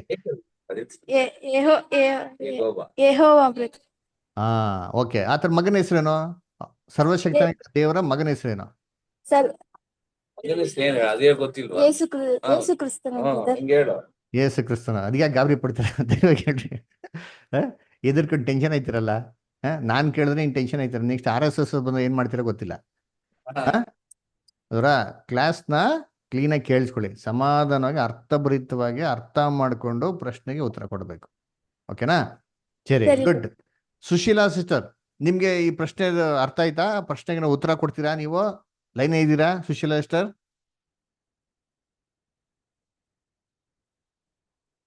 ಸರಿ, ಓಕೆ. ಅದರ ನೋಡ್ರಿ, ಈ ವಾಕ್ಯದಲ್ಲೇ ಇಡೀ ಸಬ್ಜೆಕ್ಟ್ ಅಡಗಿದ್ದಾರೆ. ಸ್ವಲ್ಪ ಚಿಂತೆ ಮಾಡ್ರಿ. ಇಬ್ರು ಒಬ್ಬರೇ ಆಗಿದ್ರೆ ಸತ್ಯವೇದದಲ್ಲಿ ದೇವರು ತನ್ನ ಬಾಯಿನಲ್ಲಿ ಯಾಕೆ ಮಾತಾಡ್ಬೇಕಾಗಿತ್ತು? ಆತನ ಹೆಸರೇನು, ದೇವರ ಹೆಸರೇನು, ಆತನ ಮಗನ ಹೆಸರೇನಪ್ಪ ಯಾಕೆ ಹೇಳ್ಬೇಕಾಗಿತ್ತು? ಯಾಕೆ ಹೇಳಿದ್ರು ಅಂದ್ರೆ ಇಬ್ರು ಇರೋದಿಕ್ಕೇನೆ ಹೇಳಿರೋದ್ರಿ. ಅವ್ರಿಬ್ರು ಒಬ್ರೇ ಅಲ್ಲ ರೀ. ಇಬ್ರು ಪ್ರತ್ಯೇಕವಾಗಿ ಇರೋದಿಕ್ಕೇನೆ ಕರ್ತನಲ್ಲಿ ಪ್ರೀತಿ ಅನ್ಸೋ ನಮ್ಮ ಸತ್ಯವೇದದಲ್ಲಿ ಹಿಂಗೆ ಕೊಟ್ಟಿರೋದ್ರಿ. ಇಬ್ರು ಒಬ್ಬರೇ ಆಗಿದ್ರೆ ದೇವರು ಸರಳವಾಗಿ ಹೇಳ್ಬಿಟ್ಟಿರೋರಿ.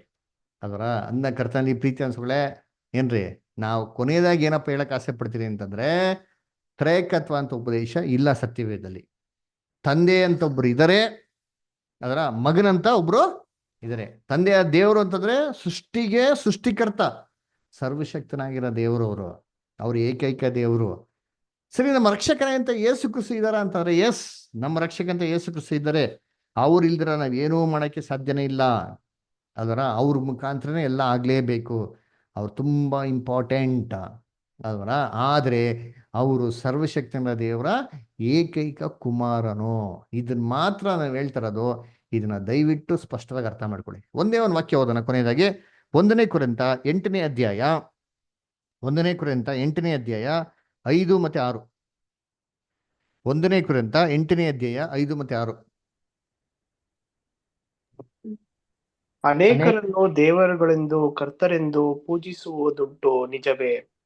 ಆಕಾಶದಲ್ಲಿ ಆಗಲಿ ಭೂಮಿಯ ಮೇಲಾಗಲಿ ದೇವರುಗಳೆನಿಸಿಕೊಳ್ಳುವವರಿದ್ದಾರೆ. ಇದಾರೆ ನಮಗಾದರೋ ನೋಡ್ರ, ಇದರಪ್ಪ ದೇವರುಗಳು ಇಲ್ಲ ಅಂತಿಲ್ಲ ರೀ. ಇದೆ, ಲೋಕದಲ್ಲಿ ತುಂಬಾ ದೇವರುಗಳಿದ್ದಾರೆ, ಇಲ್ಲ ಅಂತಿಲ್ಲ ರೀ. ನಮಗಾದ್ರೆ ಎಷ್ಟು ಜನ ಇದ್ರಂತೆ ದೇವ್ರು? 3 ಜನ ದೇವ್ರ? ಓದಿ ಮುಂದಕ್ಕೆ.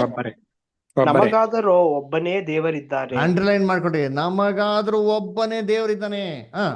ಆತನು ತಂದೆ ಎಂಬಾತನೇ. ಆತನು ತಂದೆ ಎಂಬಾತನೇ. ಅಂಡರ್ಲೈನ್ ಮಾಡ್ಕೊಡ್ರಿ.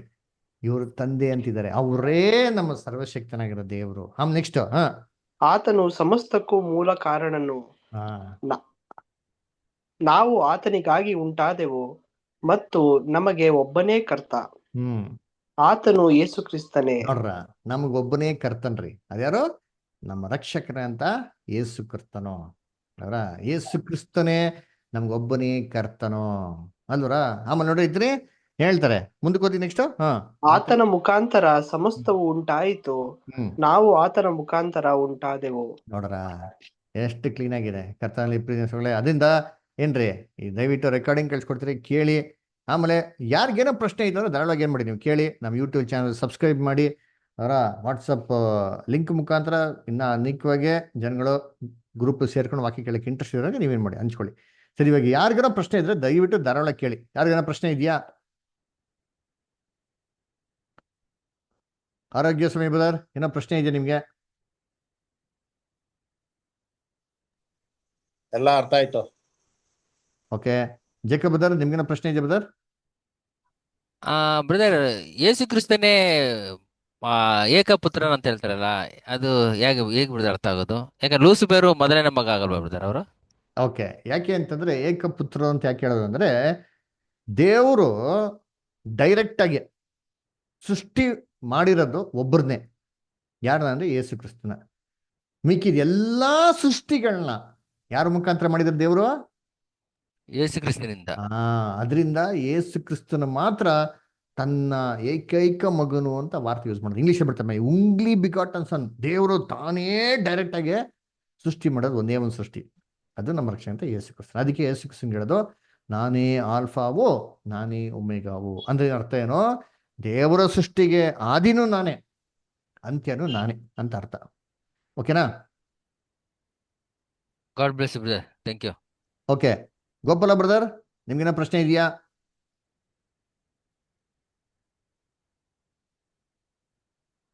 ಗೋಪಾಲ ಬ್ರದರ್ ಲೈನ್ ಇದ್ದೀರಾ? ಗೋಪಾಲ ಬ್ರದರ್, ಪ್ರಶ್ನೆ ಇದೆಯಾ ಬ್ರದರ್? ಬ್ರದರ್, ಇನ್ನೊಂದು. ಹೇಳಿ ಬ್ರದರ್. ದೇವದೂತನ ಲೂಸಿಫರ್ ಅಂತಾರಲ್ಲ ಬ್ರದರ್, ಅವರು ಹೇಗೆ ಬ್ರದರ್ ಸೃಷ್ಟಿ? ಅವ್ರದ್ದು ಫಸ್ಟ್ ಕ್ರಿಯೇಷನ್ ಆಗಲ್ವಾ ಬ್ರದರ್? ಅವ್ರದ್ದು ಯಾವ ತರ ಬ್ರದರ್? ಇಲ್ಲ, ಕ್ರಿಸ್ತನ ಸೃಷ್ಟಿ ಮಾಡಿದ ನಂತರ ದೇವ್ರು ಏನ್ ಮಾಡಿದ್ ನೆಕ್ಸ್ಟ್ ಕ್ರಿಸ್ತನ ಉಪಯೋಗಿಸ್ಕೊಂಡು ಲೂಸಿಫರ್ ಏನ್ ಮಾಡಿದ್ರು ಸೃಷ್ಟಿ ಮಾಡಿರೋದು. ಆದ್ರೆ ಸೇಮ್ ಟೈಮ್ ಅದು ಲೇಟ್ ಆಗ್ತದೆ ಅವ್ರದ್ದು ದೂತರದು.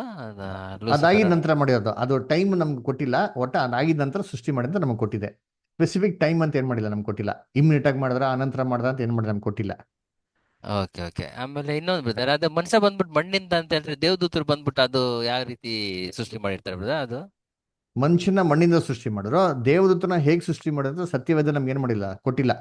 ಆದ್ರೆ ದೇವದೂತರು ಬಂದ್ಬಿಟ್ಟು ಏನ್ರಿ, ದೇರ್ ಆರ್ ಮಿನಿಸ್ಟ್ರಿಂಗ್ ಸ್ಪಿರಿಟ್ಸ್ ಅಂತ ಹೇಳ್ತಾರೆ, ಊಳಿಗಳ ಆತ್ಮಗಳು ಅಂತ ಹೇಳ್ತಾರೆ, ಅಷ್ಟೇ ಬರುತ್ತೆ ಊಳಿಗಳ ಆತ್ಮಗಳು ಅಂತ. ಆದ್ರೆ ಹೇಗೆ ಸೃಷ್ಟಿ ಮಾಡೋದು, ಏನ್ ತಗೊಂಡು ಸೃಷ್ಟಿ ಮಾಡೋದು ನಮಗೆ ಸತ್ಯವೇದಲ್ಲಿ ಡೀಟೇಲ್ಸ್ ಕೊಟ್ಟಿಲ್ಲ brother. Okay, thank you brother, thank you. Okay okay, ಸರಿ. ಮುತ್ತುರಾಜ್ ಬ್ರದರ್, ನಿಮ್ಗೇನೋ ಪ್ರಶ್ನೆ ಇದೆಯಾ?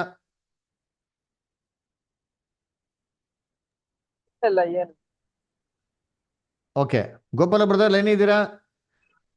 ಏನೋ ಪ್ರಶ್ನೆ ಇದೆಯಾ? ಓಕೆ, ಪ್ರಸನ್ನ ಬ್ರದರ್, ನಿಮ್ಗೇನೋ ಡೌಟ್ಸ್ ಇದೆಯಾ? ಬ್ರದರ್, ಇದು ಆದಿಕಾಂಡದಲ್ಲಿ 1:26 ನಮ್ಮ ಹೋಲಿಕೆಗೆ ಅಂತ ಇದು ಫ್ಲೂರಲ್ ಯೂಸ್ ಮಾಡ್ತಾರಲ್ಲ ಬ್ರದರ್. ಇಲ್ಲಿ ಯೇಸು ಕ್ರಿಸ್ತನು ಮತ್ತೆ ತಂದೆ ಬೇರೆ ಬೇರೆ ಅಂತ ನಾವು ನೋಡಿದ್ವಲ್ಲ, ಇಲ್ಲಿ ನಮ್ಮ ಹೋಲಿಕೆಗೆ ಅಂತ ಅವರು ಬಹುವಚನ ಯೂಸ್ ಮಾಡಿದ್ದಾರೆ. ಮತ್ತೆ ಆದಿಕಾಂಡ 11:6 ಬಾಬೆಲ್ ಗೋಪುರ ವಿಷಯದಲ್ಲಿ ನಾವು ಇಳಿದು ಬಂದು ಅಂತ ಅಲ್ಲಿ ಕೂಡ ಫ್ಲೂರಲ್ ಯೂಸ್ ಮಾಡ್ತಾರೆ. ಅದು ನಮ್ಮ ಹೋಲಿಕೆ ಅಂದ್ರೆ ಯಾರು ಹೋಲಿಕೆ ಬ್ರದರ್? ಅದು ನಮ್ಮ ಹೋಲಿಕೆ ಅಂತ ನೋಡ್ಬೇಕಾದ್ರೆ ದೇವರು ಮನುಷ್ಯನ ಯಾರ ಸ್ವರೂಪದಲ್ಲಿ ಸೃಷ್ಟಿ ಮಾಡೋದು? ತನ್ನ ಸ್ವರೂಪ ಅಂತ ನೋಡ್ತೀರಿ ಅಲ್ವಾ? ಸೊ ಅಲ್ಲಿ ತನ್ನ ಸ್ವರೂಪ ಅಂತಂದ್ರೆ ದೇವ್ರ ತರಾನೇ ಮನುಷ್ಯನ ಸೃಷ್ಟಿ ಮಾಡ್ಬಿಟ್ರ ಅಂದ್ರೆ ಇಲ್ಲ ರೀ. ಅದರ ದೇವ್ರಗಿನ ಗುಣಲಕ್ಷಣಗಳನ್ನ ಮುಖ್ಯವಾಗಿ ಯಾರಲ್ಲಿ ಇಟ್ರು ಅಂತಂದ್ರೆ ಅದು ಮನುಷ್ಯರಲ್ಲಿ ಇಟ್ರು ಅಂತ ನೋಡ್ತಾರೆ. ಅದ್ರಲ್ಲಿ ಮುಖ್ಯವಾಗಿರಂತ ಒಂದು ಗುಣಲಕ್ಷಣ ಏನಪ್ಪಾ ಅಂದ್ರೆ ಒಂದು ಫ್ರೀ ಮಾರಲ್ ವಿಲ್ ಏಜೆಂಟ್. ಅಂದ್ರೆ ದೇವರು ಮನುಷ್ಯನ ಗೊಂಬೆ ತರ ಸೃಷ್ಟಿ ಮಾಡಿಲ್ಲ, ನಾನು ಹೇಳ್ದಂಗೆ ಕೇಳಬೇಕು, ಹಿಂಗೆ ಇರಬೇಕು ಹಂಗೆ ಇರಬೇಕು ಅಂತ ಏನ್ ಮಾಡಕ್ಕಿಲ್ಲ, ಸೃಷ್ಟಿ ಮಾಡಕ್ ಹೋಗಿಲ್ಲ. ಅದರ ಅದು ಬದಲಾಗಿ ಅವನಿಗೆ ಸ್ವಂತ ಚಿತ್ತ ಅಂತ ಕೊಟ್ಬಿಟ್ರು. ಅವ್ನು ಏನ್ ಬೇಕೋ ಸ್ವತಂತ್ರವಾಗಿ ನಿರ್ಧಾರ ತಗೊಳ್ಳೋಂತ ಅಧಿಕಾರ ಏನ್ ಮಾಡೋದು ಅವನಿಗೆ ಕೊಟ್ರು. ಇದನ್ನೇ ಸತ್ಯವೇದ ಹೇಳೋದು, ನಮ್ಮ ಸ್ವರೂಪದಲ್ಲಿ ಮನುಷ್ಯನ ಸೃಷ್ಟಿ ಮಾಡೋಣ.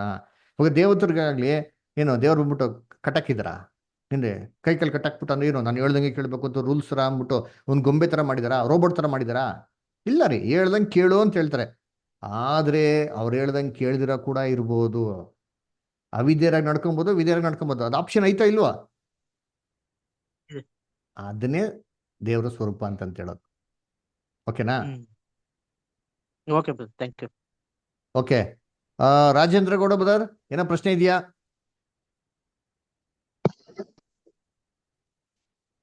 ರಾಜೇಂದ್ರ ಗೌಡ ಬ್ರದರ್, ಏನೋ ಪ್ರಶ್ನೆ ಇದೆಯಾ ಬ್ರದರ್? ಏನ್ ಪ್ರಶ್ನೆ ಇಲ್ಲ. Thank you brother. Sosalikar Simon brother, ಏನೋ ಪ್ರಶ್ನೆ ಇದೆಯಾ?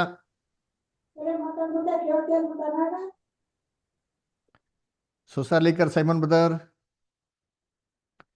ಓಕೆ, ಜೋಸಫ್ ಬ್ರದರ್ ಏನೋ ಪ್ರಶ್ನೆ ಇದೆಯಾ?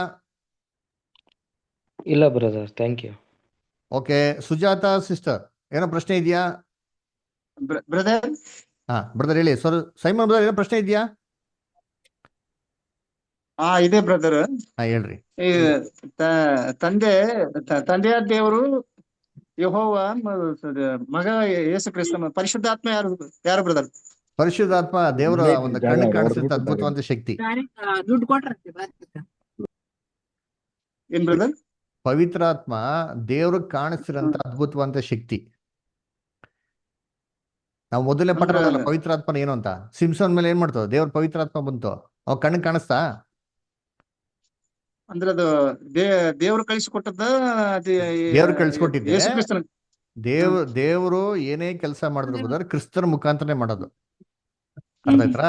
ಸೊ ಅದರಿಂದ ತಂದೆಯ ದೇವರು ತನ್ನ ಪವಿತ್ರಾತ್ಮನ ಕ್ರಿಸ್ತನ ಮುಖಾಂತರ ನಮಗ್ ಕಳ್ಸಿಕೊಡ್ಬೇಕಾದ್ರೆ ಅದು ಕಣ್ಣು ಕಾಣಿರಂತ ಅದ್ಭುತವಾದ ಶಕ್ತಿ. ಕಣ್ಣು ಕಾಣಿಸ್ತಾರೆ ಅಂದ್ರೆ ಕಣ್ಣು ಕಾಣಿಸಲ್ಲ, ಅದು ನಮ್ಮ ಏನಾಗ್ತಾರೆ ಕ್ರಿಯೆಗಳನ್ನ ಮಾಡ್ತಾರೆ. ಸೊ ಅದೊಂದು ವ್ಯಕ್ತಿ ಅಲ್ಲ. ಓಕೆನಾ? ಅಂದ್ರೆ ಕ್ರಿಸ್ತನ ಮುಖಾಂತರ ಕಳಿಸಿಕೊಟ್ಟದ್ದ, ದೇವ್ರು ಕಳಿಸಿಕೊಟ್ಟದ? ದೇವರು ಕ್ರಿಸ್ತನ ಮುಖಾಂತರ ಕಳಿಸ್ಕೊಟ್ಟಿರೋದು. ದೇವರು ಸಮಸ್ತವನ್ನು ಯಾರಿಗೋಸ್ಕರ ಮಾಡಿದ್ದಾರೆ? ಕ್ರಿಸ್ತನಿಗೋಸ್ಕರ. ಹಂಗಾರೆ ಏನೇ ಕೆಲಸ ಮಾಡಿದ್ರೆ ಯಾರ ಮುಖಾಂತರ ಮಾಡ್ತಾರೆ? ಕ್ರಿಸ್ತನ ಮುಖಾಂತರ. ಹಂಗಾರೆ ನಮಗ್ ಪವಿತ್ರಾತ್ಮ ಕೊಟ್ರು, ನಮ್ಮನ್ನ ಸತ್ಯಕ್ಕೆ ಕರೆಯೋದಲ್ಲ, ಯಾರ ಮುಖಾಂತರ ಕರೆಯೋದು? ಕ್ರಿಸ್ತನ ಮುಖಾಂತರ. ಅರ್ಥ ಆಯ್ತಾ? ಕ್ಲಿಯರಾ? Thank you brother. Okay, good. Clear. ಸರಿ, ಸುಜಾತ ಸಿಸ್ಟರ್ ಏನೋ ಪ್ರಶ್ನೆ ಇದೆಯಾ?